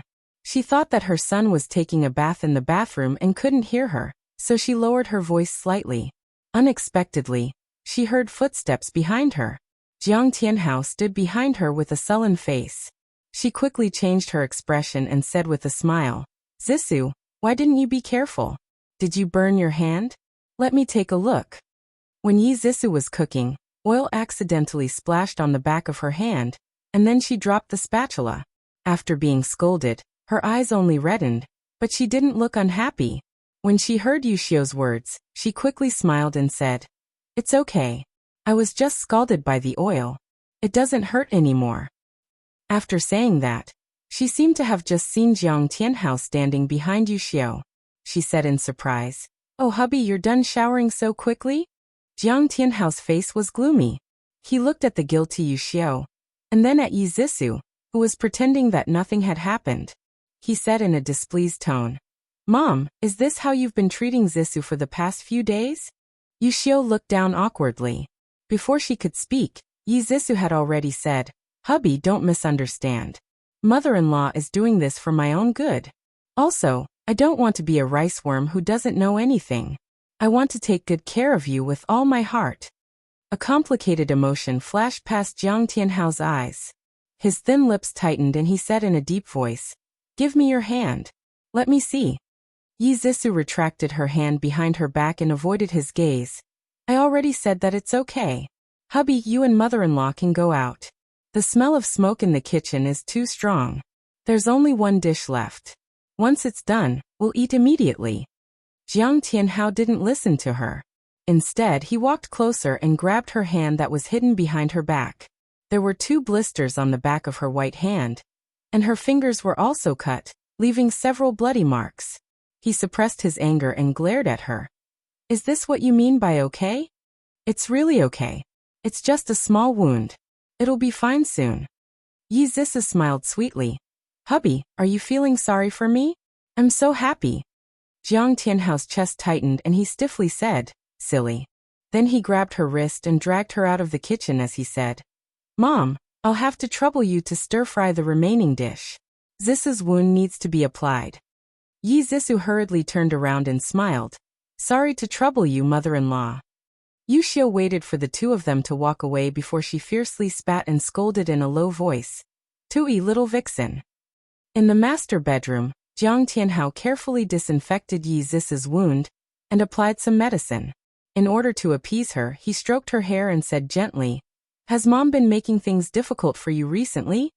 Yi Zisu shook her head. No, don't think too much. Mother-in-law is just a little strict with me. It's not considered making things difficult. Hubby, how have you been at the company recently? Her beautiful face was full of concern, and her big, beautiful eyes were full of affection. This greatly satisfied Jiang Tianhao's self-esteem as a man. He pulled her into his arms and gently stroked her hair. In a low voice he said, It's okay on the surface. On the surface, everyone respected him and said that he was the future crown prince. But in reality, everyone looked down on him. Who asked him to use his wife to climb up the ranks? Yi Zisu hugged his waist and leaned her head on his chest. She said softly, I'm sorry, hubby. It's all because of me. Silly. What does this have to do with you? Don't think too much. Everything will be fine. Jiang Tianhao lowered his head and kissed her forehead, but in his heart, he was thinking that Yi Zisu was becoming more and more sensible. Since she was so sensible, he would consider making her his wife forever. As for Ji Yuqi, she actually insulted him like that. After he took over the Ji group, he would make her his mistress to humiliate her. My husband is so powerful. He can definitely defeat those people who look down on others. Yi Zisu pouted and shook her fist. Her cute appearance made Jiang Tianhao unable to help but bite her lips. The 2 of them lingered for a while before they separated, panting. She shyly pushed his chest. You're so annoying. Mother-in-law is still waiting for us outside. He raised his eyebrows and smiled. Let's go eat. There were 4 dishes and a bowl of soup on the table. Yu Xiu was busy filling the bowl with rice. When she saw Yi Zisu's shy smile, she curled her lips in disdain and cursed the vixen in her heart. Hubby, try this. I made it myself. Yi Zisu put some scrambled eggs and tomatoes into Jiang Tianhao's bowl and looked at him eagerly. Jiang Tianhao took a bite. It was so sweet that he was sick of it. He forced a smile. It's not bad. She smiled brightly. Ah, that's great. There's also this. Try it. He tasted the black eggplant with garlic sauce. It was so salty that it was bitter. He held it in his mouth and didn't know whether to swallow or spit it out. He quickly picked up the glass of water, took a big gulp and swallowed it. How is it? Is it good? She stared at him with a face full of anticipation. Jiang Tianhao couldn't say anything. He smiled encouragingly. It's delicious. Welfare, Xinwu 799.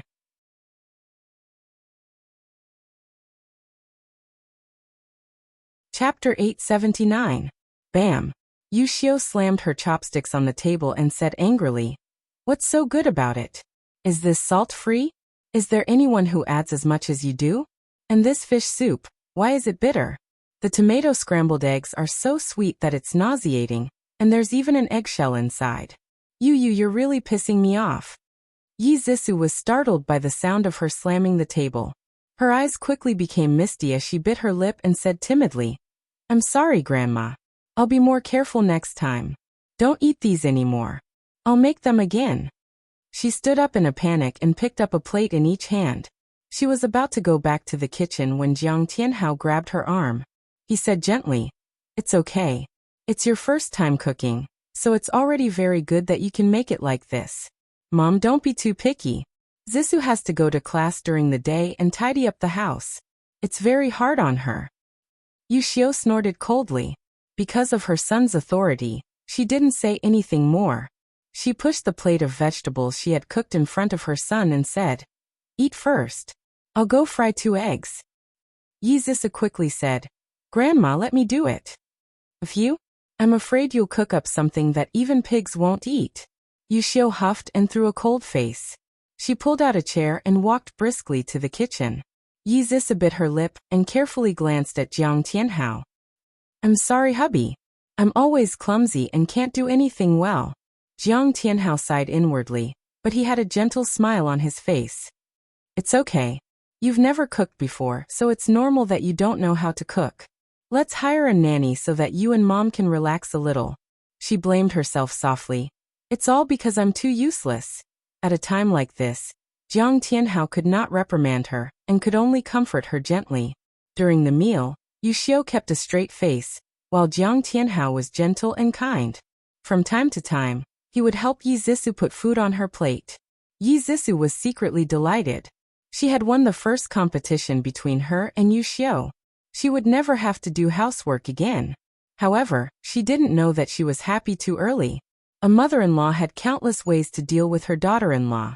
For example, in the mornings when Yizisu didn't have classes and wanted to sleep in, Yushio would play music loudly in the living room. Yushio sneered sinisterly when she dressed up beautifully and went shopping with her friends or had a gathering. "Why are you dressed up so beautifully? Are you going out to seduce men? Hurry up and change your clothes, or you're not allowed to go out. Also, who are you going out with? Give me their phone number. I want to know if they're a man or a woman." When she and Jiang Tianhao were intending to do something as husband and wife, Yushio would shout loudly outside the door. She would either ask Jiang Tianhao to help her adjust the TV or turn off the air conditioner. She would even chat with her. When Jiang Tianhao came back, her enthusiasm was extinguished. The most hateful thing was that Yushio liked to chat with the elderly in the neighborhood. She spread the news that Yizisu had fallen in love and got married before graduating from university and had a miscarriage. She even said that she was the stepdaughter of a rich family, and that she always pretended to be Miss when she was actually a stupid woman who didn't know anything. These words quickly spread throughout the neighborhood. The neighbors would smile strangely when they saw her. There were even a few perverted uncles who pretended to accidentally touch her arms or waist. It was obvious that they were trying to tease her.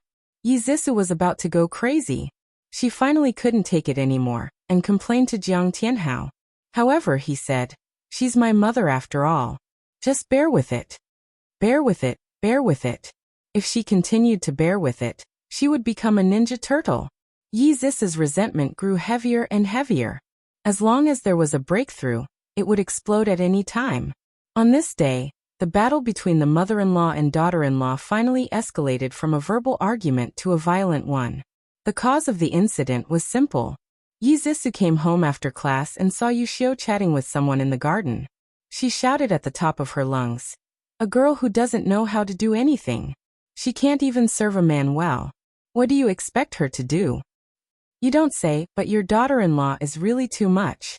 If I were her mother-in-law, I would teach her a lesson. She doesn't do anything herself and even hired a nanny? Does she have money to burn at home?" "That's right, that's right."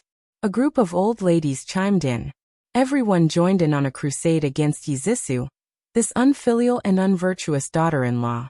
Yizisu was so angry that her teeth itched. She wanted nothing more than to rush up and beat up that group of old ladies. She suppressed her anger and went home. When she opened the door to the master bedroom, the air was filled with the strong smell of perfume. She saw that the makeup table was in a mess. The perfume bottle was overturned on the table, and a bottle of expensive lotion was lying on the floor. The brown liquid was sticky and stained everywhere. The carpet was also dirty. She hugged her head and screamed in anger. When Yushio came back, she saw Yizisu sitting on the sofa with a cold expression. She ordered her unceremoniously, "Get me a glass of water. I'm dying of thirst." Yizisu didn't move. Yushio was furious. She walked up to her in a few steps and shouted, "I'm calling you. Are you deaf? Hurry up and get me a glass of water." Yizisu stood up abruptly. She stared coldly at her wrinkled face and said loudly, "Did you enter my room?" Yushio raised her head and said confidently, I did. So what? As his mother, can't I enter my son's room? Yi Zis's entire body emitted a sinister aura. She approached her step by step and said through gritted teeth, Did you also spill my perfume and lotion? Not only did you spill them, but you didn't even clean them up. Isn't that too much? Why should I clean them up? Isn't this what a daughter-in-law should do? You're always so lazy. I should find something for you to do. The more Yushio said, the more reasonable she became. She couldn't help it. Who asked her to hate Ji Bowen and the Ji family? That was why she tried to torture Yi Zisu. Yi Zisu was furious. She shouted, Old witch, shut up. I've tolerated you for a long time. Little vixen, you still have reason. I'll beat you to death, you little vixen. How dare you seduce my son? Yushio also lost her mind. She pounced on Yi Zisu and grabbed her long hair. She scratched her face with her nails. Yi Zisu didn't want to be outdone. She wrestled with her. Yushio was old and wasn't as strong as her. She angrily pushed her. Yushio stumbled and hit the glass coffee table in the living room. Blood instantly gushed out from her forehead and stained the coffee table and carpet. Yushio rolled her eyes and fainted. Ah! Yi Zisu held her head and screamed in horror. Only her screams could be heard in the empty room. After a long time she calmed down. She carefully walked forward and squatted in front of Yushio. Her face was covered in blood, which made people's hair stand on end. Yi Zis's fingers trembled. She touched her nose. Although her breathing was weak, she was still alive. She immediately felt relieved. The siren of the ambulance echoed in the neighborhood. Several medical staff carried the unconscious Yushio into the ambulance. An hour later, Jiang Tianhao rushed to the hospital, panting. His mother was lying on the bed, unconscious. His wife was sitting on the bench in the corridor, wiping her tears miserably. Jiang Tianhao frowned impatiently. What happened? Why did Mom suddenly faint? Yi Zisu cried and threw herself into his arms. She sobbed. Hubby, you're finally here. You scared me to death. The woman in his arms wiped her tears and snot all over him. He pulled her out of his arms forcefully and said with a straight face, Let me ask you, why did Mom suddenly faint? Yi Zisu didn't want to tell him that she had pushed Yushio down. However, when Yushio woke up, she would definitely slander her. She might as well tell him now. She looked at Jiang Tianhao pitifully and sobbed. Mother-in-law has been very dissatisfied with me recently. Today, she even criticized me in front of the people in the neighborhood. I was angry and argued with her. Then I slipped up. Slipped up and pushed my mom to the ground? Jiang Tianhao gritted his teeth. His eyes were burning with anger as he roared at her. What's wrong with you? My mom is already so old. How could you treat her like this? Yi Zis's body trembled. She felt wronged and angry. She almost couldn't help but shout at him. Suddenly, a nurse walked out of the ward. The patient has woken up. You can go in and see her now. Upon hearing this, Jiang Tianhao immediately shook off Yi Zis's hand. He didn't even look at her as he strode into the ward. Mom, are you feeling better? Jiang Tianhao sat beside Yushio and asked with concern. Yushio touched the gauze on her forehead. She frowned and looked at Shun-Yin in pain. What's better? I was almost killed by your wife. Jiang Tianhao was ashamed and heartbroken. Mom, I'm sorry. It's all my fault. I didn't manage her well. Yi Zisu had just entered the room and overheard the mother and son's conversation. She clenched her fists in hatred. Her large eyes were filled with tears as she said softly, I'm sorry, mother-in-law. I really didn't do it on purpose. Yushio wouldn't let her off.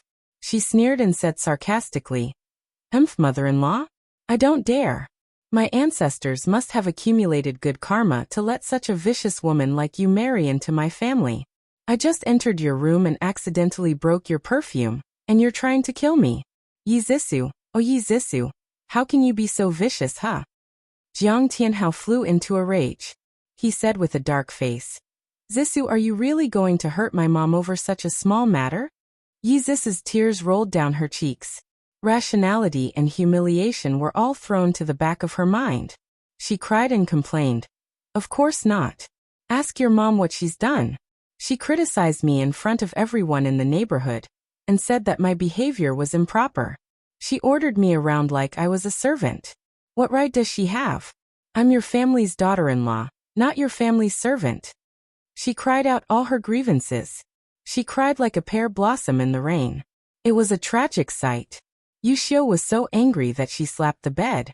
She said angrily, "Listen to her, listen to her. What kind of things are they?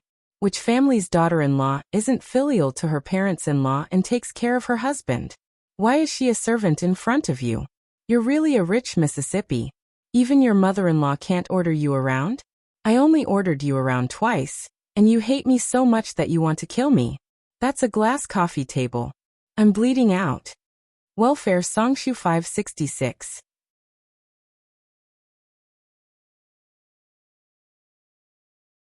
Chapter 880.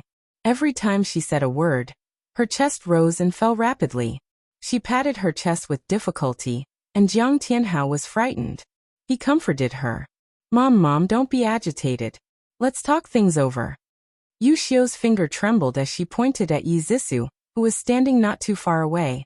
Her lips trembled as she said, "Scram. Tell her to scram. I don't want to see that jinx." Yi Zissou's face turned pale. Jinx. She actually called her a jinx? She clenched her teeth and kept chattering. Her eyes were bloodshot with anger, and her gaze was full of hatred. Jiang Tianhao looked up and met her venomous gaze. He frowned in disgust and said coldly, "Zissou, go back first. You can come and see my mom when she calms down."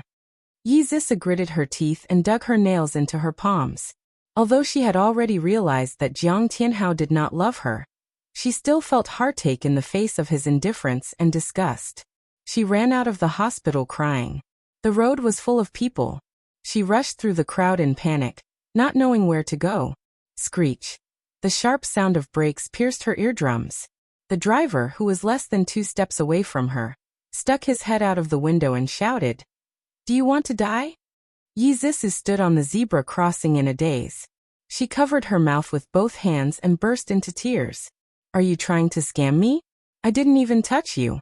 Get out of the way, or I'll call the police." The driver was furious and shouted at Yi Zissou, who was standing in front of the car in a daze. Yi Zissou cried even louder, as if she wanted to vent all the sadness and grievances in her heart.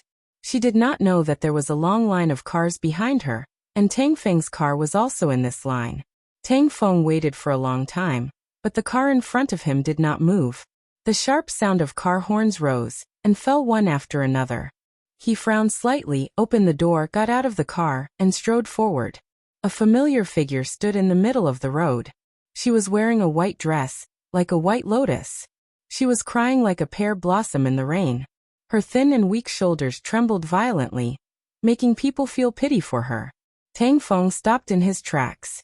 His handsome face looked ugly. He used to love her, but when he saw through her hypocrisy, he no longer loved her and had no more interactions with her. Although he didn't like her behavior, he couldn't just watch her block the traffic and stand here to die. He walked up to her and grabbed her wrist. Without saying a word, he dragged her to the side of the road. Yi Zissou raised her head with teary eyes. Suddenly, a pair of dark eyes barged into her. She cried in a daze, "Big brother Feng." Tang Feng let go of her wrist. "If you want to die, don't do it here." With that cold sentence, he strode to his car. The traffic jam was already slowly moving forward. Yi Zissou was stunned for a moment. Suddenly, she turned around and jogged to catch up with Tang Feng. Tang Feng sat in the driver's seat and glanced sideways at the thick-skinned woman sitting in the front passenger seat. He frowned and moved his lips, but when he saw her tear-stained little face, he swallowed the words he wanted to say. In the narrow space, the atmosphere was oppressive. Occasionally, the sound of a woman sobbing could be heard. Tang Feng's eyebrows twitched a few times.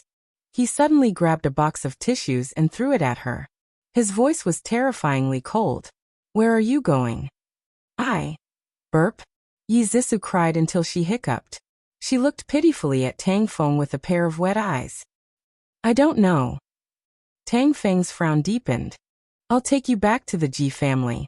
When the 2 words Ji family came out of his mouth, Ji Yuqi's face instantly appeared in his mind. His mood worsened. His hands gripped the steering wheel so tightly that his knuckles turned white. No. Yi Zisu shook her head with tears streaming down her face. I don't want to go back. Tang Feng's patience was about to run out. He gritted his teeth and said, Hurry up and tell me your destination. I don't have time to fool around with you. The setting sun shone through the glass and covered his face with a gentle halo. Even though his face was gloomy, he was still so handsome that it made people's hearts palpitate. Yi Zisu suddenly regretted not choosing him back then. If she had chosen him, she wouldn't have fallen to this point. When the car stopped at the place Yi Zisu said, Tang Feng's handsome face darkened. This is the place you want to come to? A nightclub? Yi Zisu's eyes were slightly red and swollen, but it didn't affect her beauty. She bitterly curled her lips and had a different kind of charm. What's wrong with a nightclub? Are only men allowed to have fun and women can't? Why do I have to wait on his mom for him, and bear his disdain when he's with another woman? Tang Feng had already guessed that she and Jiang Tianhao had a conflict. He thought it was just a small quarrel, but he didn't expect Jiang Tianhao to have an affair. He looked at her deeply and his cold voice became warmer. Maybe it's just a misunderstanding. Yi Zisu smiled bitterly and shook her head. Big brother Feng, you don't have to comfort me. I have eyes and a heart. I can see everything clearly. It's just that I realized it too late. I gave up everything for him, but what did I get in return? You. Tang Feng admitted. For a moment, he was moved by her vicissitudes of life. His sexy lips pursed, and there was an imperceptible gentleness in his voice. It's not too late to realize it now. You can divorce him. No, it's too late.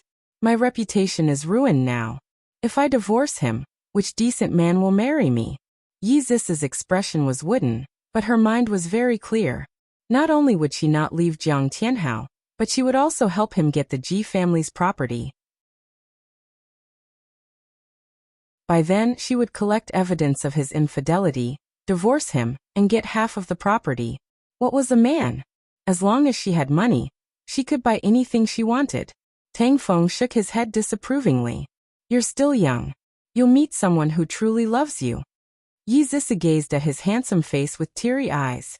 A gentle smile bloomed on her lips. She stroked his cheek with her slender fingers and said softly, Big brother Feng, you're a good person. Even if he hated her, he was still willing to comfort her. He was really a good man. How great would it be if she had loved him back then? Tang Feng's eyes darkened. He avoided her fingers, got out of the car, and opened the door for her. In the end, Tang Feng was still worried about leaving Yi Zisu alone in the nightclub, so he sat at the bar and drank with her. The two people who were frustrated in love didn't talk at all. They just drank quietly. As the sky darkened, the number of people in the nightclub increased. The noise and laughter filled their ears. Yi Zisu was already drunk. Her eyes were blurry as she leaned against Tang Feng's chest. Her soft and boneless hands stroked his chest. She lifted her chin and giggled. Big brother Feng, you're so good-looking. Tang Feng was also a bit drunk, but he was still rational. He held her shoulders and frowned. You're drunk. I'll take you home. She giggled foolishly and wrapped her arms around his waist. She rubbed her head against his chest. I'm not drunk. I'm very sober. Big brother Feng. I regret it. Let's be together, okay? After she said that, tears overflowed from her eyes and wet his clothes. His body stiffened. After a long silence, he sighed and picked her up by the waist. The tall and straight man carried the petite and weak woman, and walked out of the nightclub with unsteady steps. In the corner, an extraordinarily handsome man propped his chin up with one hand and watched them leave. His thin lips curled into a faint smile and he muttered in a low voice, Interesting, really interesting. He leaned lazily against the soft sofa and tapped his slender fingers on the back of the chair. He thought for a moment. His eyes were as bright as stars as he skillfully pressed a string of numbers. Hello. What's the matter? The woman's clear voice came from the phone. The man's lips curved and he said lazily, Miss, it's very boring to play an innocent little virgin. I want to play something more interesting. What do you think? The woman sneered. Aren't you already in your mouth? You're still bored? The man rubbed his forehead with one hand and said resentfully, Don't you think it's cruel for a pretty boy like me to accompany an old woman every day? Okay, tell me what you think. The man revealed a devilish smile. What do you think of mother and daughter together? The woman chuckled softly. You have such a strong taste, but it's surprisingly interesting. The man's eyes lit up. So you approve it? I'm up to you. But you're not allowed to make trouble for me. Euler, miss, you have to believe in my professionalism. The man hung up the phone excitedly, his dark eyes flashing with a strange glow. The more interesting the prey was, the more exciting the game would be. Oh, he was confessing insincerely. He was really not a bad person. Jiyuchi was also confessing. She threw the phone on the coffee table and picked up the tablet. Gigai shrank back into Shunja's arms and leaned against his chest comfortably. Her slender finger poked the man who was wearing black-rimmed glasses and reading the newspaper. Her voice was sickeningly sweet. Aja, am I quite bad? Shunja caught her finger and his deep eyes, which were covered by his glasses, lit up. He pondered seriously for a moment and said slowly, You do seem to be quite bad. Jiyuchi was agitated. She turned around and straddled his lap. She wrapped her arms around his neck and gritted her teeth angrily. It's too late for you to realize that now. Once you've boarded my pirate ship, you can forget about getting off, understand? She poked his expressionless face with her finger. Get on? The man's eyes shone even brighter and his deep voice was filled with mischief. Hey, you're focusing on the wrong thing. Don't think too much and don't think of impure things. Her words seemed to have piqued a certain someone's interest. He wrapped his arms around her waist and lifted her up slightly, so that she was straddling his waist. Her legs seemed to have touched something that was quietly awakening. She nervously moved to the side. His scalding hot palms held her tightly against his body. His deep and husky voice was mesmerizing. Be good, don't move. Jiyuchi's face was red and she buried her head in his chest, not daring to look at his lustful eyes. He hugged her and panted heavily. His throbbing between his legs was unusually obvious. She blushed even more and her fingertips trembled. Her voice was as soft as a mosquito's buzzing. Do you need my help? Beauty novel Hongcha 866.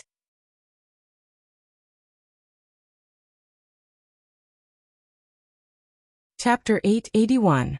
Large drops of sweat slid down his handsome cheeks. He was having a hard time holding it in. His eyes were dark and gloomy, and his sexy lips were pressed against her neck. He uttered a few broken syllables from the depths of his chest. Oh, how can I help? Stupid. Did he need a girl to teach him this kind of thing? In the end, Jiyuchi, who felt sorry for him, used practical actions to help him. When he was in her hands, his handsome face was tinged with a faint blush. He sucked on her lips, and his hoarse voice was full of tenderness. He shamelessly declared, Chichi, I'm yours now. You have to be responsible for me. Jiyuchi also patted his back shamelessly and said seriously, You've been mine for a long time. You have to keep your chastity for me in the future, dear. He buried his head in her neck and chuckled. Chichi, you can be more reserved. Her charming eyes narrowed dangerously. You don't like it? I like it very much. He nibbled on her neck. His mesmerizing voice was intoxicating, and his breath made her blush. As long as it's Chichi, I like it. A strong sense of happiness surged in her chest, and her heart was unbelievably soft. Jiyuchi hugged the man who belonged to her tightly. She was extremely grateful to God for giving her a chance to do it all over again. In her delirious state, she heard his extremely gentle voice. Chichi, marry me. She smiled, and her eyes were glistening with tears. Okay. As soon as she said that, her lips turned cold. The kiss went from light to deep, mixed with a man's bone-deep feelings. It was a love that would last a lifetime. My head hurts. Yizisu woke up from the darkness. She reached out and rubbed the wall. After a long while she found the light switch. Click. The soft light shone on her, and she closed her eyes uncomfortably. What's wrong? The man's hoarse voice rang in her ears. Then, a pair of arms hugged her from behind, and his hot body pressed against her back. She suddenly trembled, and her beautiful eyes widened. This voice, she turned her head stiffly, and was suddenly met with a pair of confused eyes that had just woken up. Then, she saw the man's tall nose bridge and handsome face. Then, she looked down and saw his bare chest. Xiao Yi Han? Yi Zissou called out this name with a trembling voice. She panicked and stepped back, but his arm around her waist was too hard, and she couldn't do so. The dazed look in Xiao Yihan's eyes gradually dissipated, and a faint smile appeared. He raised his hand and ruffled her hair. He whispered, "What's the matter? Are you confused from sleeping?" Yi Zissou's words. "Of you? We." Hearing this, his handsome face instantly blushed, and he coughed uncomfortably. His voice was full of grievance. "Did you forget what happened last night?" Yi Zissou's head was about to explode. Although she did plan to cheat on Jiang Tianhao, the person she wanted to cheat on was Tang Feng. Last night, she was clearly hugging Tang Feng, so why was the person sleeping next to her when she woke up with Xiao Yihan? Who could explain this? Xiao Yihan had been paying attention to her expression. When he saw that she looked like she was having a headache, he sighed sadly. "Looks like you really forgot what happened last night." No wonder. Who asked you to like Tang Feng? Last night you were hugging me and calling his name nonstop. What was with this betrayed by your lover tone? Yi Zissou wanted to vomit blood. Her long nails dug deep into his shoulders as she said with difficulty, "I'm sorry. I really don't remember. Please tell me what happened last night."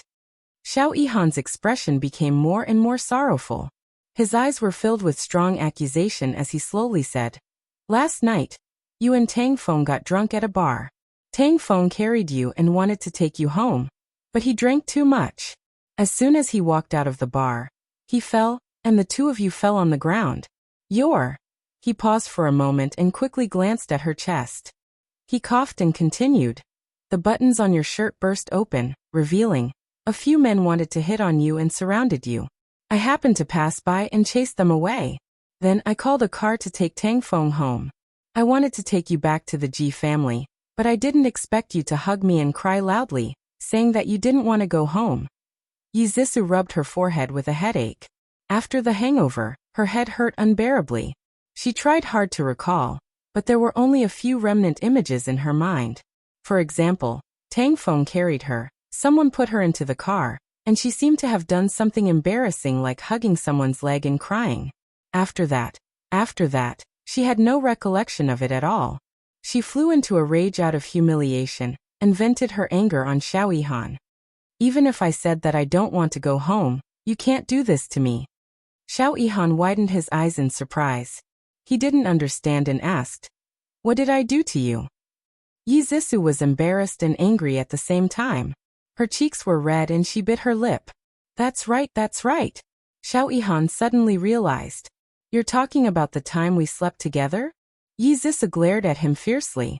He suddenly burst into laughter, laughing so hard that tears rolled down his cheeks. "Zissou, your imagination is too rich. We didn't do anything last night. No, to be precise, you did. You vomited all over me. It took me a lot of effort to change you into clean clothes." Change into clean clothes? Yi Zissou was stunned.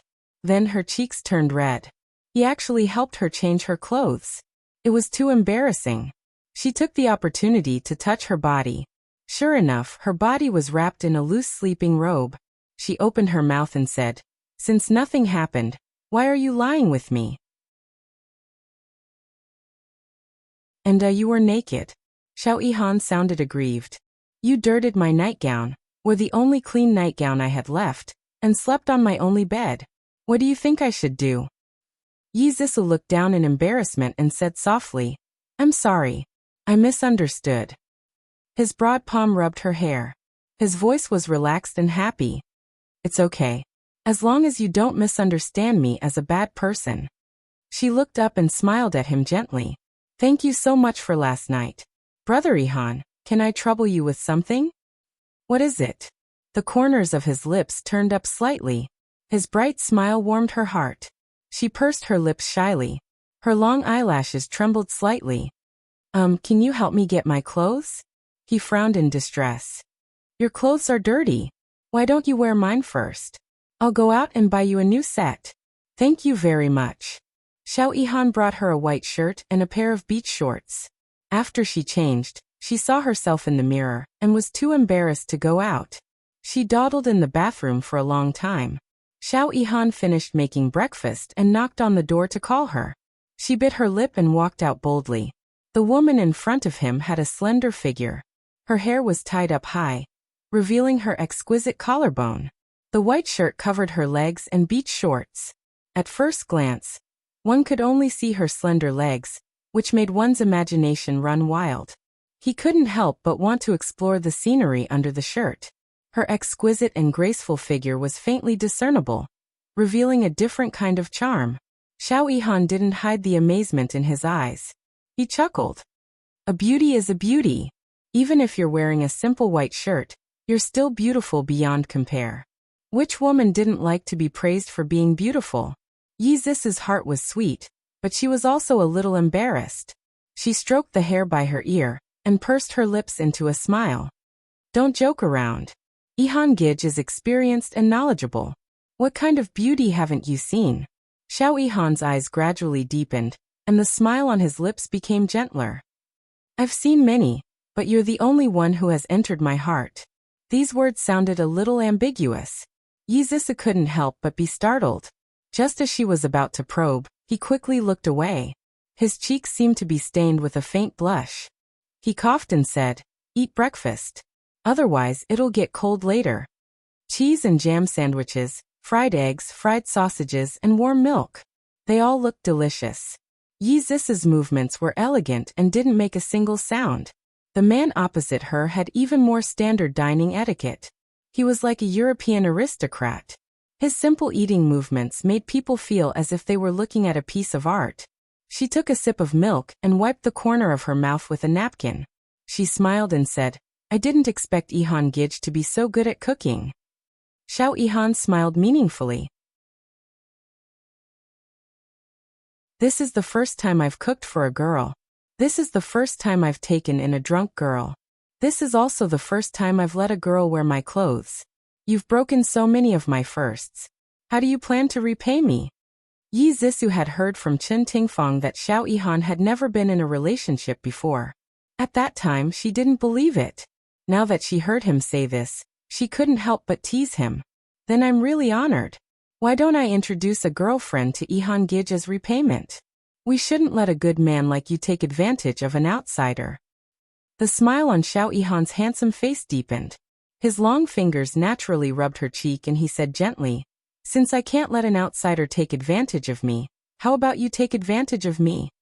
Yi Zisu was shocked. She hurriedly avoided his fingers and smiled awkwardly. Yihan Gij, you can't joke about this. I'm already married. If other people hear this, it will cause misunderstandings. Xiao Yihan's smile froze. His eyes dimmed. He stiffly withdrew his hand and said in a bleak voice, It's just a joke. Don't take it to heart. He got up and pushed the chair away. Rest here for a while. I'll go out and buy some clothes for you. I'll be back soon. His tall figure walked towards the door. His back looked a little lonely. Yi Zisu stared at his back in a daze. Her heart was full of bitterness. Look, there were so many people who loved her in the past. Why did she choose Jiang Tianhao? After being in a daze for a long time, she suddenly smiled faintly. At least the man who loved her in the past still loved her now. In less than half an hour, Xiao Yihan returned. He was carrying a bag of high-end women's clothing. It was a white silk dress that reached her knees. It fit Yi Zisu perfectly, as if it was tailor-made for her. Awesome novel Songshu 566.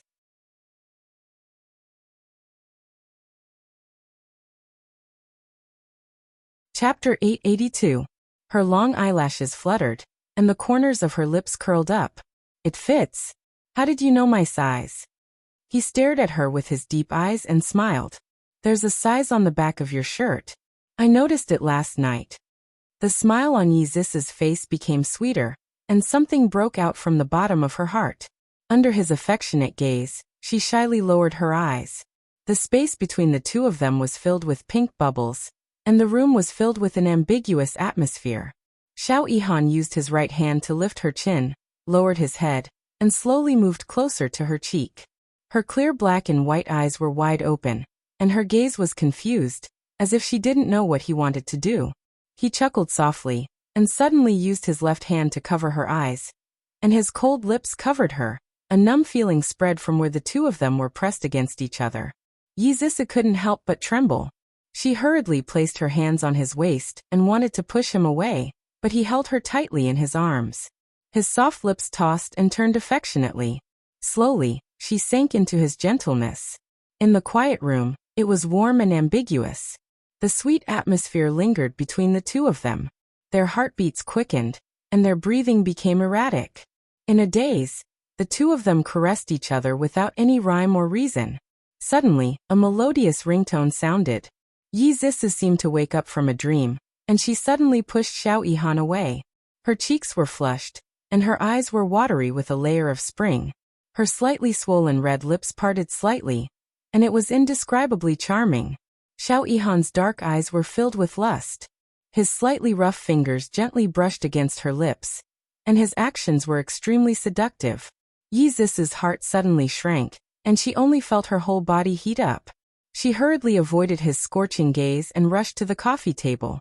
She picked up her phone and took a deep breath to calm her frantic heartbeat. "Hello." The voice that came out of her mouth was soft and hoarse, and even she was shocked. She hurriedly patted her burning cheeks and forced herself to return to normal as soon as possible. On the other end of the line, Jiang Tianhao paused for a moment before asking gently, "Honey, where did you go last night?" Yi Zisa sneered in her heart. She ran away from home yesterday, and he only called to ask about her today. He really cared about her. She replied indifferently, "At a friend's house." Jiang Tianhao's tone tightened. "A male or female friend?" Yi Zisa chuckled when she heard that. Her laughter was a little sad. "What do you think? After we started dating, did I still have any close male friends?" His tone softened. "Honey, it was my fault yesterday. I was too harsh with my words. Where are you? I'll pick you up." She looked coldly at the scenery outside the window and said softly, "No need. I don't want to delay your work. I'll go back by myself. How can work be more important than you, my wife? During this period of time, I've made you work hard." Jiang Tianhao's coaxing skills are first class. As long as he wants, he can coax people to be obedient. Yi Zisa chuckled and did not say anything. After waiting for him to coax her, she changed the topic. "Hubby, how's mother-in-law? Mom is much better now. She can be discharged tomorrow." Jiang Tianhao's voice became gentler. "Honey, Mom is old and has a bad temper. She's made you suffer. For my sake, you have to bear with her a little, okay? And okay, hubby. I'll go to the hospital to accompany mother-in-law later. What kind of soup does she like? How about chicken soup?" Yi Zisa's obedient voice fell into Jiang Tianhao's ears. He smiled in satisfaction. "Chicken soup then. It's my fortune to be able to marry such an understanding wife like you." Yi Zisa pouted coquettishly. "You're so annoying. You only know how to smooth talk. Oh honey, I love you. Hubby, I love you too." The husband and wife each had their own ulterior motives. When Yi Zisa hung up the phone, she was the only one left in the room. She saw a note on the table. On the note, there was a handsome handwriting.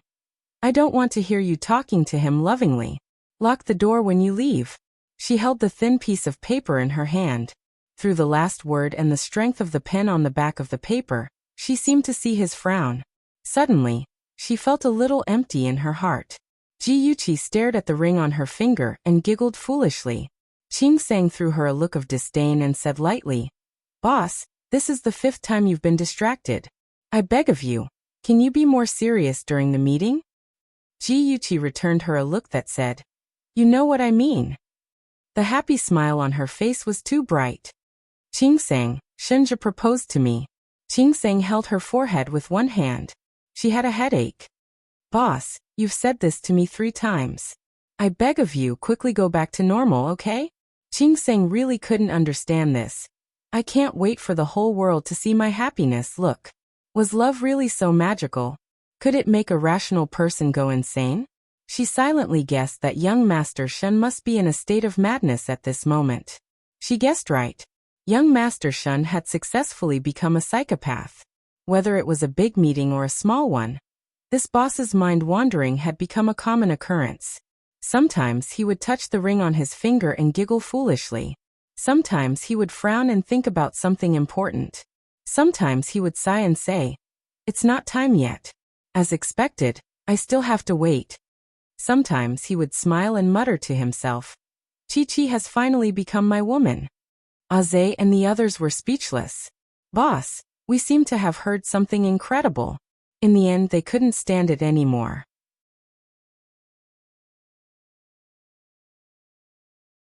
They sent Aze as a representative to tactfully advise the boss, "Young master, you seem to have been too emotional recently. It has attracted the attention of Shen Yu and Shen Jianhao." Shenjia's expression turned cold. He finally pulled himself out of the state of madness. His handsome face was as cold as ice. This was why he hadn't announced his relationship with Yuqi to the public. Shen Jianhao and his son wouldn't let go of any evidence that could be used to threaten him. A cold aura erupted from his body. He said in a deep voice, "Keep an eye on them. If they dare to harm Chi-Chi, I don't mind putting righteousness before family." Such a pair of father and son didn't deserve to be his family at all. The press conference held by Free Clothing Company was very successful. Not only did it receive many media reports, but it also received the support of many business bigwigs. Even the most famous fashion designers praised it. Ji Yuqi sat below the stage and looked at the designers on the stage surrounded by flowers and applause. She couldn't help but smile. After this promotion, their company Free had finally entered the market and would definitely shine. Free Clothing Company quickly set up counters in major shopping malls. Advertisements and posters filled every corner of the city.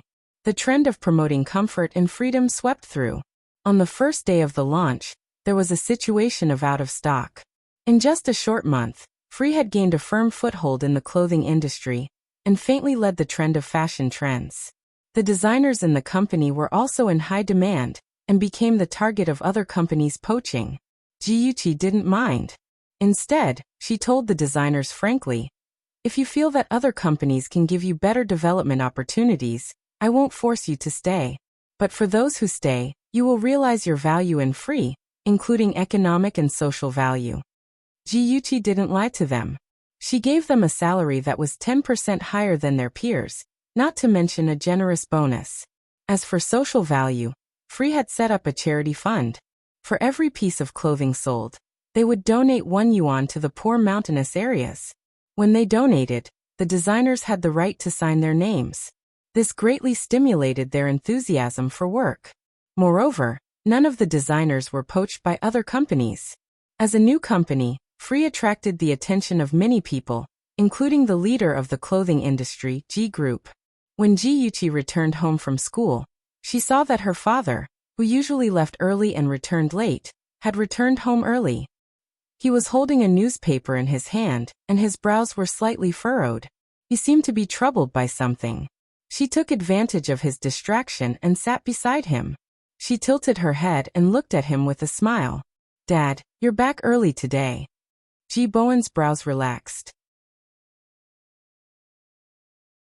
He casually placed the newspaper on the coffee table and teased, "I can't always be a workaholic. I've become estranged from my family.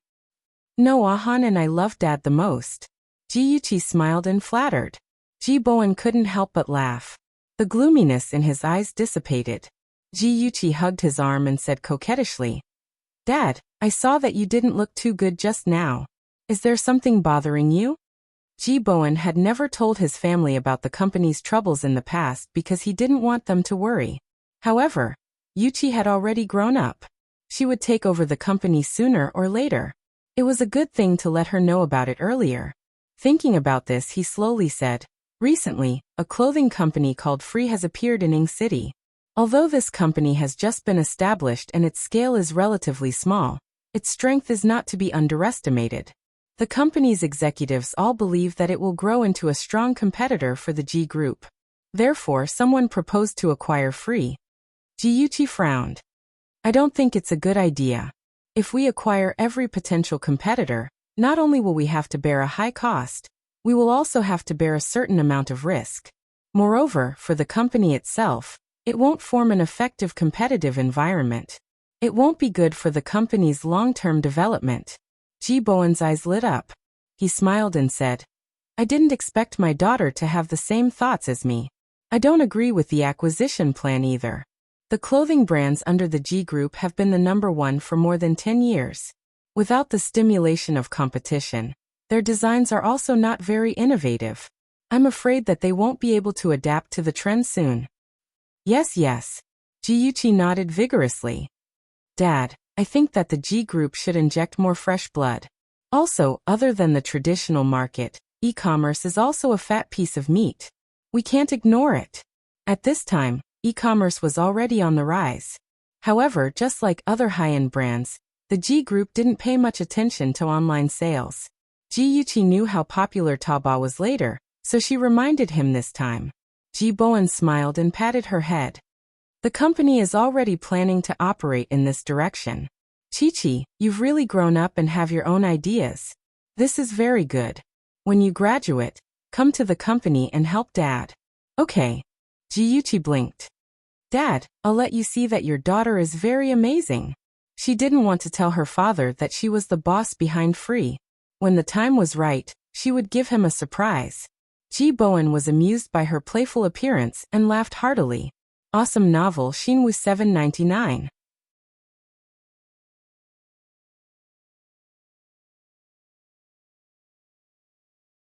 Chapter 883.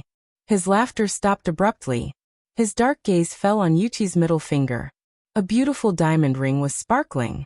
His expression turned ugly and his voice was stern. Yuchi, what's with that ring?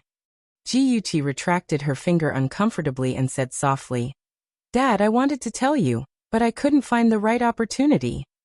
She raised her head and met his gaze with determination. Biting her lip, she said, I'm in love. Ji Bowen's expression changed a few times. Finally, he snorted coldly. Just in love. Jiyuchi leaned in front of him and smiled ingratiatingly. Her eyes curved into crescents as she said carefully, I agreed to his proposal. Ji Bowen's heart was burning with anger. His daughter had been abducted by that brat, and he didn't even know about it. He opened his mouth and was about to fly into a rage when Yuchi hurriedly begged for mercy. Dad, if you want to teach me a lesson, why don't you go to the study? Looking at his daughter's pitiful little face, Ji Bowen's heart softened. He suppressed the anger in his heart and sighed. Tell me, which family's brat is it? I'll say the ugly words first. If that brat doesn't enter my eyes, even if you agree to his proposal, you can forget about being together. Jiyuchi pouted and blinked. Her voice was light and playful as she said, Daddy, do you like the eldest young master of the Shen family? Ji Bowen was startled. When Shenja disregarded his own safety and blocked the sulfuric acid for Chi-Chi, he felt that something was wrong. Most people wouldn't be able to risk their own lives to protect others. He didn't expect them to really be in love. After a moment, he said with a gloomy expression, It seems that you two have been together for a long time. You actually hid it from me for so long. Jiyuchi was full of guilt. Dad, I'm sorry. I have my reasons. Forget it. Girls have grown up and should have their own thoughts. Dad doesn't blame you. Although he said that, Ji Bowen still felt a little lonely in his heart. The daughter he had treasured for so long was going to leave him one day and go into the arms of others to start a new life. The corners of his lips curled up as he caressed his daughter's hair. His voice was gentle as he said, That boy from the Shen family is a capable man. He's good to you too. I'm relieved to hand you over to him. Daddy. Jiyuchi was speechless. Her eyes were red and covered with a layer of water. She blinked back her tears and threw herself into his embrace. Daddy, thank you. Ji Bowen patted her back. At this point, as a father-in-law, he had to meet his future son-in-law. Chi-Chi, is Shinja free recently? Ask him out, and we'll have a meal together. Okay, I'll ask him out. Jiyuchi blinked. Dad, can you not tell Auntie Chen for the time being? We plan to get married after I graduate. We don't want too many people to know about our relationship. Ji Bowen nodded. That's good too. Do Shinja's parents know about your relationship? They don't know yet. The situation in the Shen family is a little complicated. Jiyuchi hesitated. Ji Bowen thought for a moment and knew what was going on. Shen Jianhao's first wife gave birth to his eldest son, Shenja, but she passed away a few years later. His new wife, Tao Shireen, gave birth to his second son, Shinyu. Although in the eyes of outsiders, the Shin family was happy and blissful, there were many discord in the wealthy families. Who knew what was going on behind the scenes?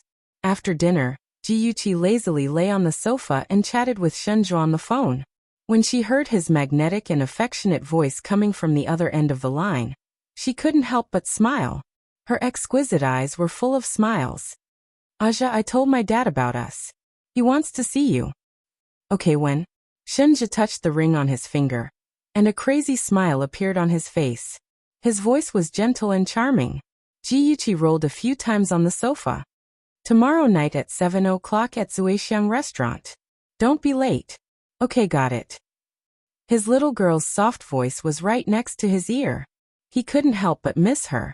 The corners of his lips moved slightly, and her name came out from between his lips. I miss you. Ji Yuqi's cheeks blushed. She said softly, I miss you too. The person on the other end of the line was silent for a few seconds and suddenly said, Wait for me. Huh. Ji Yuqi didn't understand. She blinked and was about to ask again when the phone beeped. Oh, that jerk Shinja. He actually hung up the phone without knowing why. Ouch, she punched the cushion in frustration. After venting her anger, she ran into the bathroom to take a shower. Half an hour later, she walked out of the bathroom with wet hair and a towel wrapped around her body. In the blink of an eye, she saw a dark figure jump in from outside the window. She was so shocked that she almost screamed. When she took a closer look, her eyes almost popped out of their sockets. She opened her mouth in disbelief. Aja, why are you here? The little girl in front of him had just taken a shower. Her wet hair was wrapped in a towel, and her entire body was wrapped in only a towel. Her fair skin was slightly red from the steam rising from the shower. Her exquisite collarbones, beautiful neck and slender legs were breathtakingly beautiful. Her charming almond-shaped eyes widened in surprise. Her pink lips were slightly parted and her dazed expression was so adorable that it made people want to pinch her cheeks. Shinja walked closer to her with his long legs. There was a suppressed flame in his dark eyes that lit up his eyes. Ji Yuqi's heart trembled and she instinctively retreated. He had already opened his arms and pulled her into his embrace. His cold lips kissed her cheek and he whispered, I really wanted to see you, so I came here. Ji Yuqi blinked hard and finally understood what he meant when he said, Wait for me. The next second, she suddenly reacted. Her cheeks flushed red, and she pushed her hands against his chest. She said hurriedly, Let go of me. I'm going to change. Don't change. It's very beautiful. His cold lips slowly moved down her chin to her neck. His low voice was like the music played by a cello. Don't. Her voice trembled as she frantically grabbed his right hand that was caressing her waist. He did not continue the movement of his hand. Junyan buried himself behind her neck and sniffed her body fragrance. His nose exhaled a scalding hot breath, just like a kitten that could not eat fish. It was stuffy and somewhat irritable. I still have to endure it for a long time. How long would it take to endure until the two of them got married? She could clearly feel the hard thing that was pressed against her. She leaned into his embrace and did not dare to move. She gritted her teeth and braced herself to answer. Actually, you can try using your hands. After saying that, she wanted to bite off her own tongue. Why did she have to be his teacher and teach him such things? Ji Yuqi was so embarrassed that she was about to cry. Help me. His voice was hoarse, and all the muscles in his body were stiff. He held her hand and covered the uncomfortable part of his body. Her palm was hot and her head buzzed as if it was about to explode. She could hear his low and sexy moans in her ears. It was like a demon in the dark night singing in a low voice. She had only helped him once and he was already so familiar with it. He bloomed passionately in her palm. She was so embarrassed that she closed her eyes tightly. She really wanted to dig a hole and bury herself in it. There was a saying that she reaped what she sowed. The sweet smell gradually dissipated. Ji Yuqi stiffly stroked his back and coughed uncomfortably. Let's wash up. She had just taken a shower, and it seemed like she needed to take another one. The two of them cleaned up. Ji Yuqi's cheeks were still red. She pretended to be calm as she wiped her hair. However, the towel in her hand was snatched away by a big hand. Shinja naturally pulled her to sit on his lap and wiped her hair with the towel. Then he dried her hair with the hairdryer. A warm breeze of moderate temperature slowly brushed past Jiyuchi's head. His slender fingers weaved through her hair, stirring up a tingling sensation at the roots of her hair, causing ripples in her heart. She lowered her head in embarrassment. Her flushed cheeks looked even more charming under the soft light. Chi-Chi, will you be angry that I didn't introduce you to the Shin family? Unknowingly, the hairdryer had been replaced with a comb and was gently combing her hair. She raised her head. Her eyes were bright and full of smiles. Silly, do you think I'll be angry? The traditional marriage of meeting the parents and receiving their blessings was not suitable for them at all. She smiled. As long as the people we care about give us their blessings, that's enough. Bits of resplendent light blossomed in his obsidian-like eyes, and then spread to his lips. He lovingly kissed her hair, and his heart was filled with warmth. It was getting late. Jiyuchi urged him to leave, but he hugged her domineeringly and refused to let go. I'll leave after you fall asleep. Jiyuchi had no choice but to compromise. Under his expectant gaze, Gigai lay down on the bed. He quickly lay down beside her and hugged her waist. Gigai, go to sleep. How could she sleep while being hugged by a moving stove? Jiyuchi closed her eyes and silently counted the stars in her heart. When she counted to 560, her mind was still very clear. She helplessly opened her eyes and looked at the man beside her. His jet-black hair fell softly on his forehead, and his outstanding facial features were perfect. His deep eyes were slightly closed and his high nose bridge was exquisite like a sculpture. His fair face was tainted with a layer of holy light under the soft light. He's obviously a man, but he's even better looking than me, Jiyuchi murmured softly. Her fingers landed on his high nose bridge and gently tapped it. Hey, your eyelashes are so long too. Those curly eyelashes were like a small brush. How could they grow on a man's eyes? Jiyuchi sighed softly. Her fingers touched it gently and quickly retracted, afraid that she would wake him up. Do you like it? It was a low, intoxicated voice. She nodded earnestly. I like it. As soon as she finished speaking, she sensed that something was amiss. The man whom she was scrutinizing had already opened his eyes. There was a smile in his dark eyes. He tightened his arms around her waist and pulled her closer to him. Since Chi-Chi doesn't want to sleep, let's do something else. Oh, she was caught peeping. How embarrassing. Jiyuchi's eyes flickered. She pressed her hands against his chest and said in a muffled voice, No, hurry up and go back. Welfare Shinwu 799.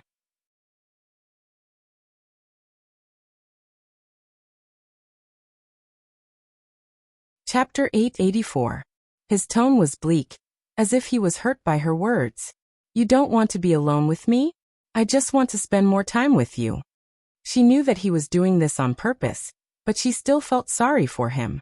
She stroked his hair and explained, No, it's already so late. You should rest. You still have to go to the office tomorrow. He insisted. I'll leave after you fall asleep. She said helplessly. But I have insomnia. I can't sleep. It's okay. I have a way to make you fall asleep faster. The corners of his lips curled up and his bright eyes stared at her lips with ill intentions. He intertwined his breath with hers. He kissed her until she was dizzy and her whole body was soft. She felt really tired. She thought that Shinja had become naughty. Her eyelids couldn't hold up anymore, and she gently closed them. Baby, sleep well. A feather-light kiss brushed across her forehead, and a gentle voice entered her dream. Zuexiang Restaurant was a very stylish private restaurant in Ying City. There was a limit to the number of customers they received every day. Naturally, the dishes here were also famous for being delicious. In the antique private room, an elegant fragrance lingered in the air. Shinja was wearing a high-end tailor-made suit. He sat upright and his casual movements revealed elegance. His handsome and cold facial features, sword-like eyebrows and proud and handsome nose bridge, were all perfect masterpieces of God. When Ji Bowen walked into the private room with his daughter and saw this scene, he nodded in his heart. But judging from his appearance, Shinja was indeed a rare good man who was worthy of Yuchi. Hello, uncle. Shunja stood up and greeted him politely. After Ji Bowen nodded, his smiling gaze turned to Ji Yuqi. His words and actions revealed his excellent upbringing. Ji Bowen's satisfaction with him increased, but he didn't show it on his face. He said lightly, "Sorry to keep you waiting." "Not long. I just arrived." Shunja didn't say much, but Ji Bowen could feel his sincerity and respect. He personally poured a cup of tea and presented it to Ji Bowen. "Uncle, the Tiguanyin here is not bad. Try it." Tiguanyin was Ji Bowen's favorite tea. Ji Yuqi saw the satisfaction in her father's eyes and couldn't help but smile.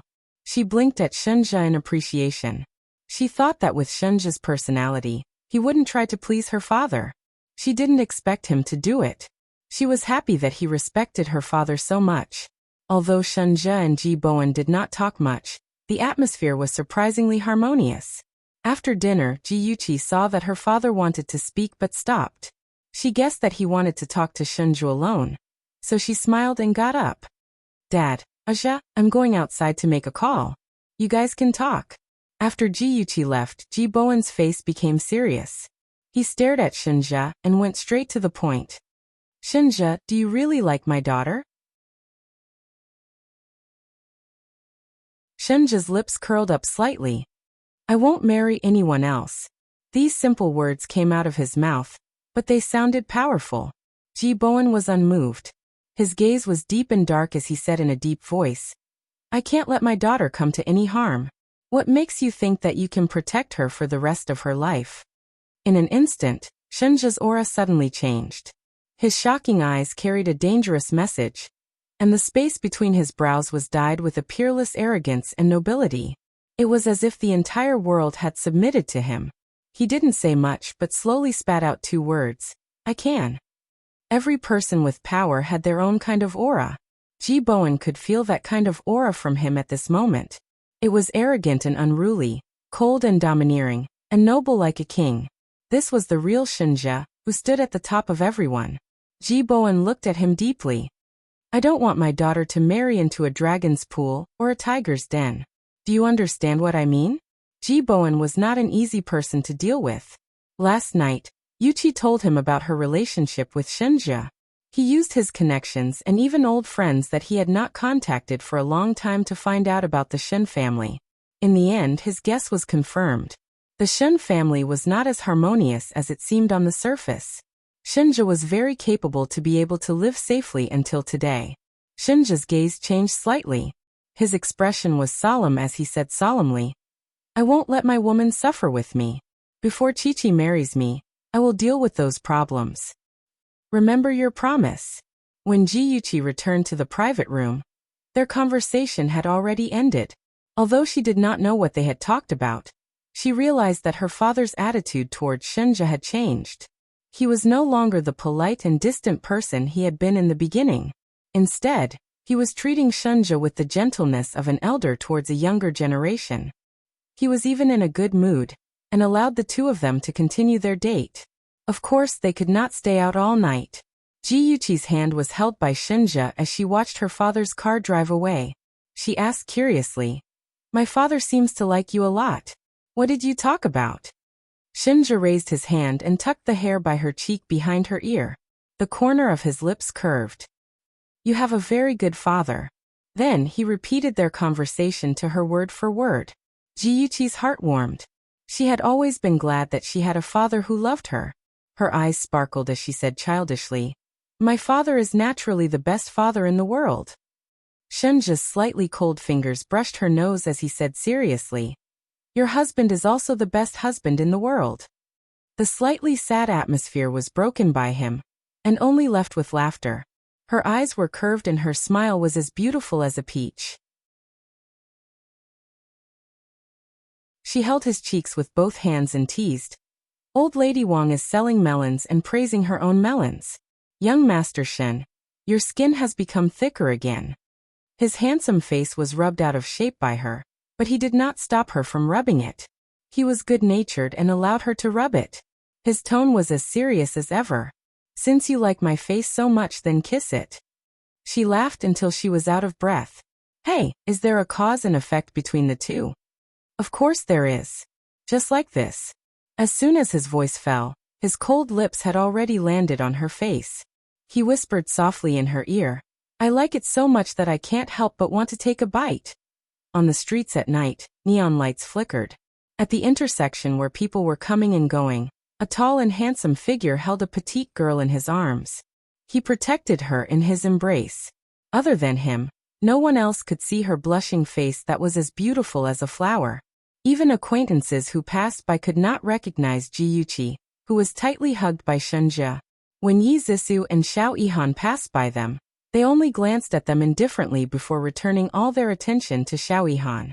Ever since that ambiguous morning, Xiao Yihan had been looking for all kinds of reasons to ask Yi Zissou out. Yi Zissou was already physically and mentally exhausted from being tortured by Yu Xiao. She had also completely lost all hope for Jiang Tianhao, and was in a period of emotional emptiness.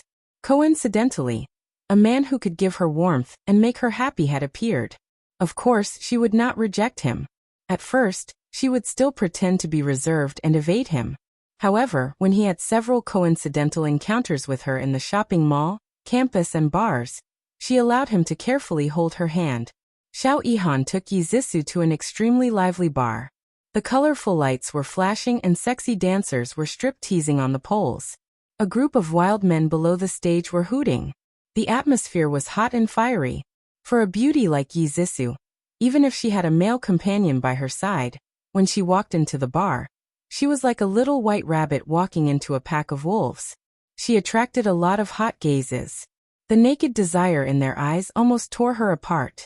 Yi Zissou had never been to such a daring place. She was a little afraid in her heart, but more than that, she was faintly excited. She suddenly felt like she had stepped into a new world.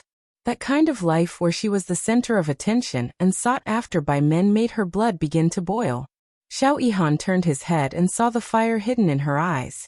The corners of his lips curled up mockingly. The so-called White Lotus goddess, after taking off her outer clothes, was nothing more than a loose woman. The wild music started to play. All kinds of men and women on the dance floor swayed their waists and buttocks in the wind. There were already men and women who could not help but hide in the corner and make out discordant sounds. Yi Zissou and Xiao Yihan were also on the dance floor. They were using the wild dance to release their emotions. Unknowingly, the deafening electronic music turned into soothing music. Xiao Yihan stretched out his long arm and pulled Yi Zissou into his embrace. She was still in a state of excitement. Her beautiful eyes were sparkling and her cheeks were rosy, just like a cute apple. Xiao Yihan's eyes darkened. He slowly leaned over and kissed her lips. She subconsciously wanted to push him away, but he held her hand tightly and deepened the kiss. At this moment, Yi Zissou's hearing became more sensitive. She could clearly hear the sound of her heart beating faster. She could also hear the sounds of couples kissing around her. Her heart trembled. The feeling of her blood boiling came back. She no longer resisted. She slowly closed her eyes and gave in to him. The ambiguous sounds in her ears became clearer and clearer. It was as if she was in heaven. When Xiao Yihan picked her up horizontally and stuffed her into the back seat of the car, she suddenly opened her eyes and hugged his neck to stop him from taking another step. Her bright eyes were filled with shyness and her voice was seductive. "Brother Yihan, I'm sorry. I'm already married. I'm not worthy of you." Xiao Yihan's scorching lips rubbed against her neck. His deep voice was filled with desire. "Zissou, I won't allow you to say such things. In my heart, you are the purest. You won't understand how happy I was when you were willing to look at me. Zissou, I love you." His scorching breath sprayed on her neck. His rough fingers rubbed against her skin. As she was pressed against his chest, she could clearly hear his intense heartbeat. A flame ignited in her heart and burned her body. She really wanted to follow her instincts and accept his love. However, she still remembered her mother's words. If a man obtained it too easily, he would not cherish it. Thus, she gritted her teeth and pushed him away resolutely. She frantically adjusted her clothes. "Brother Yihan, we can't do this. I should go home." Xiao Yihan's handsome face was abnormally red. He took a deep breath and suppressed his desire. He said in a hoarse voice, "I'm sorry. I lost control just now. I'll send you home." As he spoke, he combed her hair with his fingers. No need. Yi Zissou was like a bird startled by the twang of a bow. She frantically avoided his fingers. I'll go home on my own. She quickly opened the car door. Just as she was about to jump out of the car, Xiao Yihan's deep and sad voice was heard. Are you afraid of me? Her body trembled. She softly said, No, I just don't want my husband to misunderstand. Attention, Songshu 566.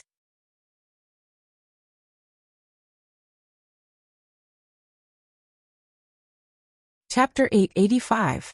Xiao Yihan grabbed her arm and said angrily, Who does Jiang Tianhao think he is?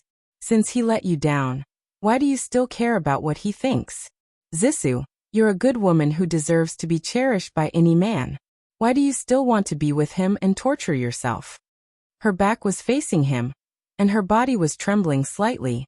The next second, her tears fell onto the back of his hand. It was icy cold, and he couldn't care less anymore. He suddenly pulled her into his embrace and howled with heartache. Silly. Why do you have to torture yourself like that? Finally, someone understood her grievances. Finally, someone felt sorry for her. She couldn't help but cry. She turned around and threw herself into his arms, crying like a child. He caressed her back again and again. He didn't say any comforting words, but she didn't feel lonely anymore. Her eyelids suddenly felt cold. His warm lips gently kissed away the tears on her face, bit by bit, full of tenderness. He whispered softly in her ear, Don't cry, baby. I'll protect you from now on. No, it's not worth it. Brother Yihan, I don't deserve to be treated like that by you. She shook her head with tears streaming down her face. Her long eyelashes were stained with tears, and her big, watery eyes were like a bright lake. Silly girl, you're very good. You deserve my wholehearted treatment. He kissed her forehead. His movements were extremely gentle, as if he was treating a priceless treasure. Forget about me. I'm already married. Yi Zissou choked with sobs and couldn't speak. She leaned into his embrace and sobbed softly. His voice was very soft in her ear. I fell in love with someone. She just happened to be married. I'm not afraid of being cursed. I just don't want her to ignore me. The night scene outside the car window was bustling with people. Yi Zissou's lonely heart was filled at this moment. It was as if thousands of peach blossoms had bloomed in her heart, fragrant and resplendent. In the end, Xiao Yihan ignored Yi Zissou's objections and drove her to the entrance of her neighborhood. Before she got out of the car, Xiao Yihan gently kissed her on the cheek. Fortunately, it was late at night and there was no one around. She was not worried about being seen by others. She shyly pursed her lips and whispered, Brother Yihan, drive carefully. Xiao Yihan brushed her lips with his finger and smiled gently. He opened the car door for her in a gentlemanly manner, and leaned against the car as he watched her enter the neighborhood. Yi Zissou took a few steps and couldn't help but turn back. Seeing the handsome man standing under the light, her lips curved. She turned around and walked towards the elevator in a good mood. She did not expect to bump into Jiang Tianhao at the entrance of the elevator. A trace of panic flashed through her heart. She quickly walked forward, hugged his arm, and smiled. Hubby. Jiang Tianhao's eyes were deep and dark. The corners of his lips curled up stiffly. Wifey, it's so late. Where did you go? Yi Zissou buried her face in his arm, and could not see his gloomy eyes. She pouted coquettishly. I went to a classmate's birthday party. I even mentioned it to you this morning. How could you forget? Jiang Tianhao's expression became more and more strange, but his tone was normal. I was too busy. I actually forgot about it. Wifey, did you drive back? Yi Zissou said coquettishly. No, a classmate sent me back. Was it a guy or a girl? He suddenly lifted her chin with his finger, jealousy written all over his face. She laughed softly. Of course it was a female classmate. Hubby, are you jealous? His furrowed brows slowly relaxed and he smiled. Of course. My wife is so beautiful. There must be a lot of people coveting you. How can I not watch over you? You're so annoying. The elevator is here. Hubby, let's go in. Jiang Tianhao's eyes drooped slightly as he followed her into the elevator. His hands hanging by his side clenched into fists. Birthday party, Female classmate. Heh, what a good excuse. Did she think that he was blind and could not see her getting out of a luxury car? That man was so attentive to her. Even from a distance, he could tell that their relationship was not ordinary. If she was not guilty, why would she lie? That B*TCH actually dared to betray him. He would let her know the price of betraying him. That night, Jiang Tianhao was so passionate that it was scary. He did not wait for her to prepare and forcefully entered her. She was in so much pain that she almost cried. She begged him to be gentler. Although he said comforting words, his movements became more intense.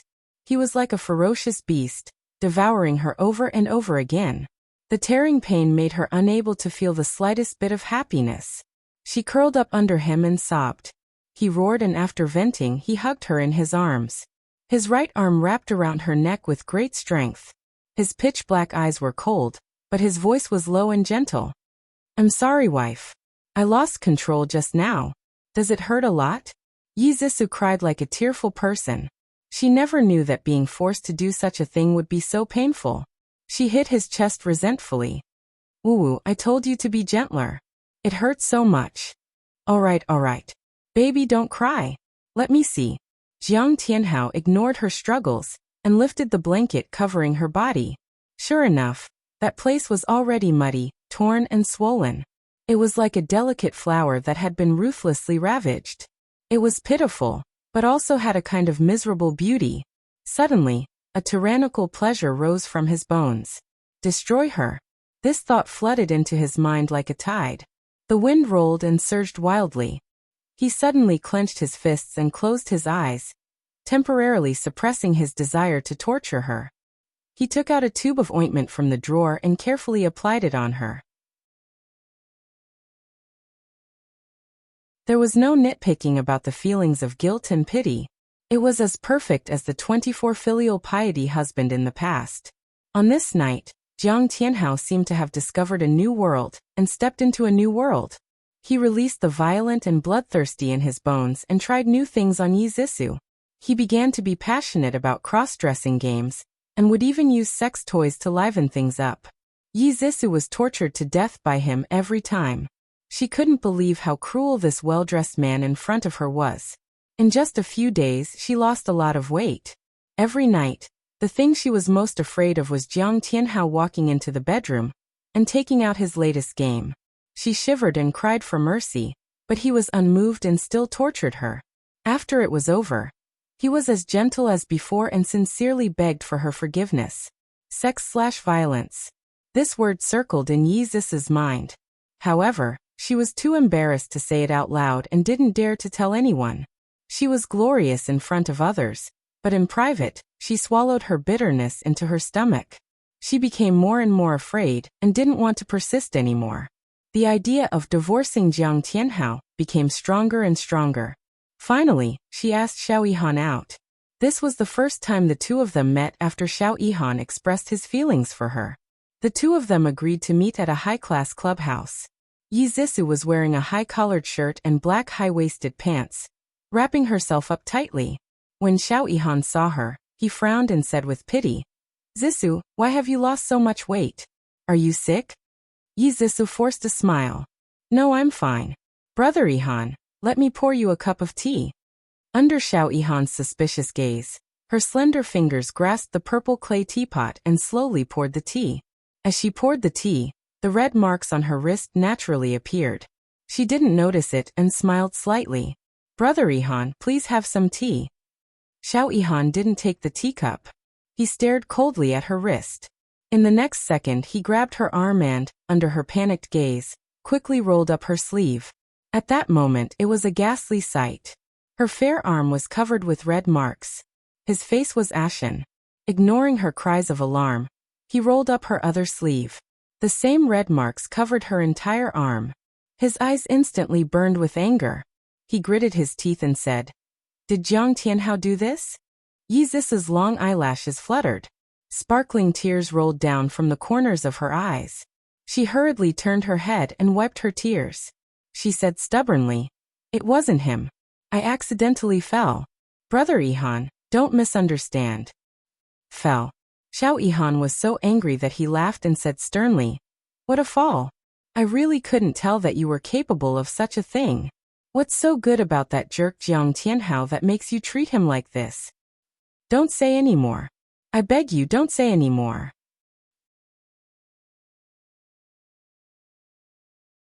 Yi Zisu covered her face with both hands. She broke down and cried. She cried very sadly, as if she wanted to pour out all the sadness she had been feeling for the past few days. His slender arms pulled her into his broad chest. Xiao Yihan pressed her head against his chest. His heart ached as he said, "You silly girl. He hurt you so badly, but you still don't want to leave him. Do you have to humiliate yourself like this and make my heart ache?" The person in his arms shook her head vigorously. She sobbed sadly. Her tears wet his clothes. He sighed and gently stroked her hair. "Zisu, marry me. I'll protect you.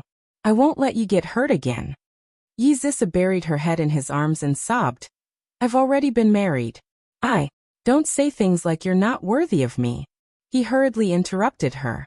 He lifted her head and held her tear-stained face. He said seriously, "I don't care what you were like in the past. I just want to have your future." The man in front of her was extraordinarily handsome. His expression was serious, and every word he said was powerful. Her heart couldn't help but tremble. Her tears fell even harder. Her lips trembled slightly. She asked in a deceitful and apprehensive manner, "You really don't dislike me?" "How could I dislike you?" Xiao Yihan sounded helpless.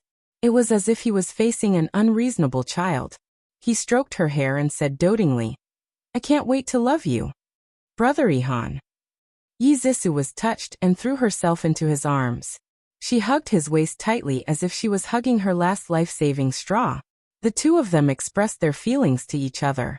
In a moment of excitement, they couldn't help but be intimate for a while. When Xiao Yihan saw the scars on her body, his eyes were filled with anger. He couldn't wait to fight with Jiang Tianhao. He was seething with anger. Yi Zisu naturally enjoyed it. She hugged him tightly and comforted him with soft words. The two of them confessed their feelings to each other. Xiao Yihan took pity on the scars on her body and didn't go any further. This made her fall in love with him even more. She felt that he was sincerely treating her well. It was already past 9 o'clock. Jiang Tianhao was working overtime at the company and hadn't returned yet. Yi Zisu leaned against the headboard. Her eyes were slightly downcast as she thought about the divorce. Jiang Tianhao used her to climb up the social ladder and caused her to be so miserable. She wouldn't let him off.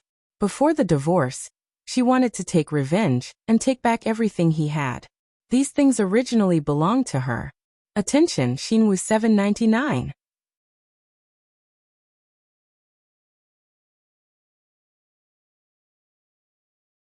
Chapter 886. Honey, I'm back. Jiang Tianhao pushed open the door and came in. He was holding his coat with one hand and tugging at his tie with the other. There was a hint of tiredness between his brows. Yi Zisu hurriedly got off the bed and helped him untie his tie. She smiled gently. "Hubby, you've worked hard. Have you eaten?" "Yes, I've eaten. I'm going to take a shower first." "You should sleep early."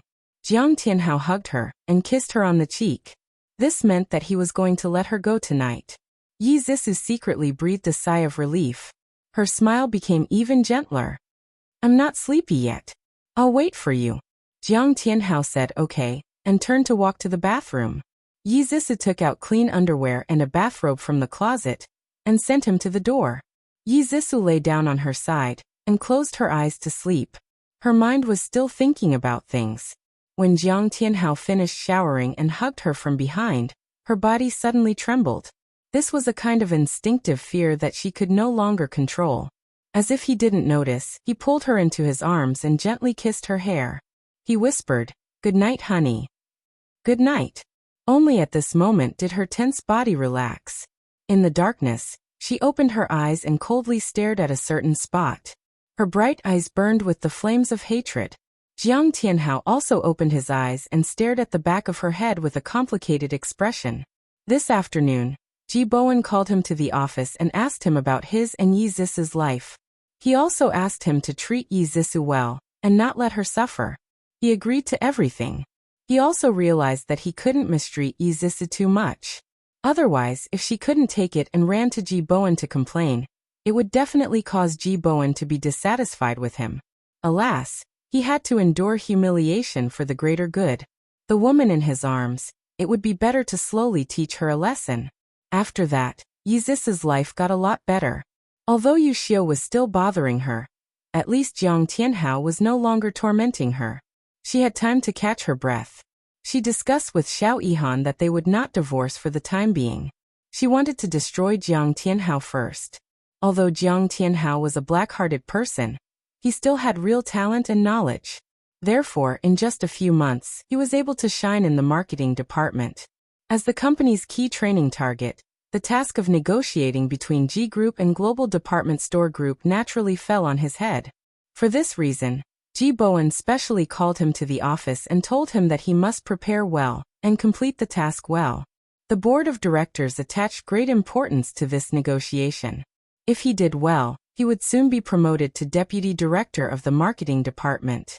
With such a good opportunity to climb up the ranks, Jiang Tianhao naturally would not give up. Global Department Store was the largest department store group in the United Kingdom. They had department stores in all the developed countries. Almost all the clothing brands that could enter Global Department Store were world famous.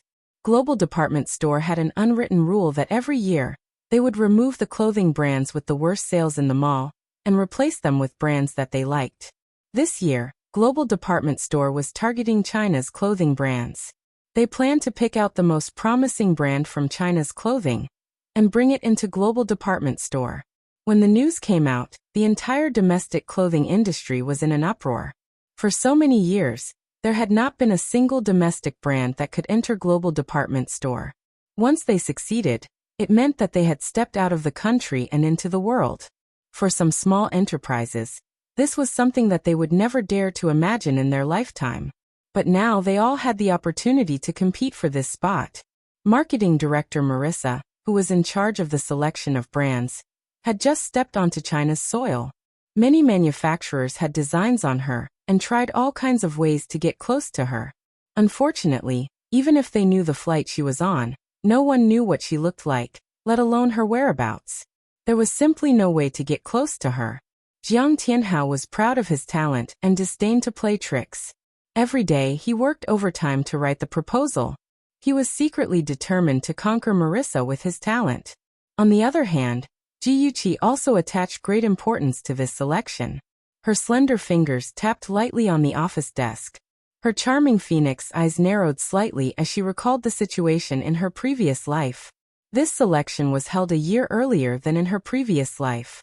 Perhaps it was because of her rebirth that some things had changed due to the butterfly effect. In her previous life, the person who won the selection was Jiang Tianhao.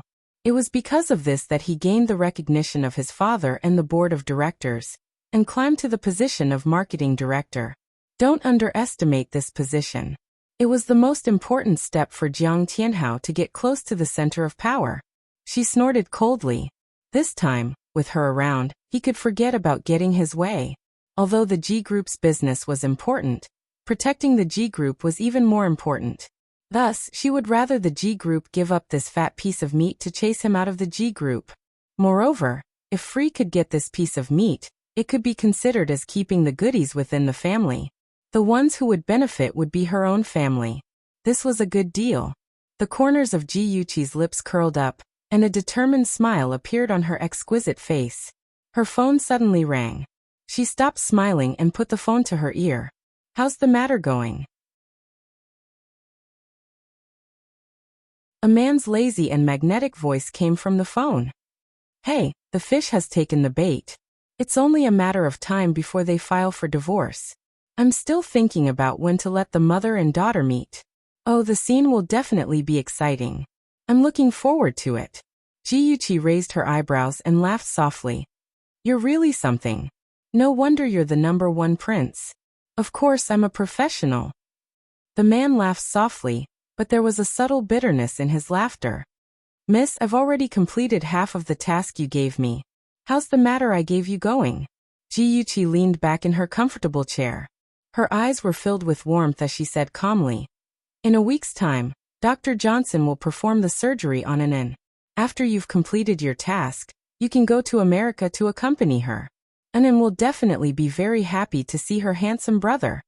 The person on the other end of the phone was silent for a moment. Then he said slowly in a low voice, "Has anyone ever told you that you're actually not a bad person?" Ji Yuqi was stunned. Complex emotions flashed past her eyes. Her voice was cold. "That's because you don't understand the complete me. You don't have to thank me. I'm just doing things according to our agreement." The man laughed softly. This time, there was joy in his laughter. "Why do I feel like you're angry? Is it fun to be treated as a bad person?" Ji Yuqi was silent for a second. She didn't answer his question and changed the topic. "That's not important. What's important is that I have something I need you to do now. Okay, I'm willing to serve my beautiful princess." The man's teasing laughter was heard. Ji Yuqi's mouth twitched. That guy was simply too indecent. Jiang Tianhao was busy planning the selection of Universal Department Store. Every day, he would leave early and return late. Sometimes, he would even bring his work home to deal with it. He didn't have time to deal with Yi Zissou. Yi Zissou had the opportunity to sneak out and go on a date with Xiao Yihan. The two of them had sex in Xiao Yihan's residence for a long time. Yi Zissou leaned into his arms. Her slender fingers peeled the grape skin and fed the flesh to him. He took the opportunity to suck on her fingers and kiss them. The two of them fooled around for a while. Xiao Yihan said sadly, "Baby, when are you going to divorce him? I can't wait." Yi Zissou smiled and comforted him. "Don't be impatient. He was bullied so badly by Jiang Tianhao. He wants to take revenge on him. You won't disagree, right?" Xiao Yihan's eyes lit up and he was in high spirits. "I thought you couldn't bear to part with him. Since it's revenge, then I'm relieved. Baby, tell me, what do you plan to do?" Yi Zissou frowned. "Actually, I haven't thought about it yet." Xiao Yihan pinched her nose and laughed. "The news has been abuzz recently. It said that Universal Department Store is going to select a clothing brand in China. Doesn't G Group want to get involved?" "Yes, Jiang Tianhao has been busy with this recently." She suddenly looked up at him and narrowed her eyes. "Brother Yihan, do you have a good idea?" Xiao Yihan raised his eyebrows and said patiently, "What if Jiang Tianhao doesn't get a spot in the selection this time?" Yi Zissou's eyes narrowed. She smiled and kissed his smooth chin. She said coquettishly, "Brother Yihan, you're so smart." All the clothing companies participating in the selection emailed their plans to Miss Marissa's assistant. A week later, Marissa announced the final list of companies participating in the selection. There were a total of 5 companies, including G Group and Free Company. The final selection was set to be held on Monday at the 5-star hotel where Marissa was staying. Jiang Tianhao had organized the information the night before and put it in his briefcase. Just in case, he even locked his briefcase in the drawer of his desk. At 8:30 a.m. on Monday, Jiang Tianhao walked into the conference room of the 5-star hotel with his briefcase and 2 colleagues. There were already 3 people sitting in the luxuriously decorated conference room. One of them was Qing Sang, who represented Free Company in the selection. She sat in her seat expressionlessly, with a proposal and information in her hands, waiting for Marissa's arrival. At 9:00 a.m. sharp, the heavy wooden door was pushed open. A tall Western beauty with blonde hair and blue eyes walked in slowly in high heels. Her facial features were exquisite, and her blonde hair was tied up high on her head. She wore a tailored professional suit, which made her look capable and candid. Her plump lips curled into a faint smile, and she said in stiff Chinese, "Hello, ladies and gentlemen. I'm Marissa, the marketing director of Global Department Store. It's our first time meeting each other." Everyone in the room responded with a smile. Marissa smiled and nodded. Her beautiful blue eyes turned to the assistant and translator beside her, and she nodded at her. The assistant glanced at everyone and said politely, "Today, I've invited everyone here in the hope of hearing your introduction of your respective clothing brands and future plans. Please start in order. First, Mr. Chun from Audiobook Company will come to the stage to give his speech." A handsome middle-aged man in a suit and leather shoes stood up and walked towards the podium. His assistant immediately distributed the information to everyone present. The projector projected the beautifully made PowerPoint slides onto the huge screen. The man in a suit on the stage spoke in English. Marissa listened attentively and nodded in agreement from time to time. Jiang Tianhao looked calm and seemed to be listening attentively. In fact, only he knew that the back of his shirt was drenched in sweat. Come and see. Xinwu 799, that you're tuning in to the Li Mei's Sword of Destiny YouTube channel. We're so grateful for your support, and don't forget to subscribe to join us on this incredible journey through captivating stories. Your generosity through donations truly makes a world of difference, as it's the primary source of revenue that allows me to expand and enhance this channel for you. Thank you from the bottom of my heart for being a part of this adventure.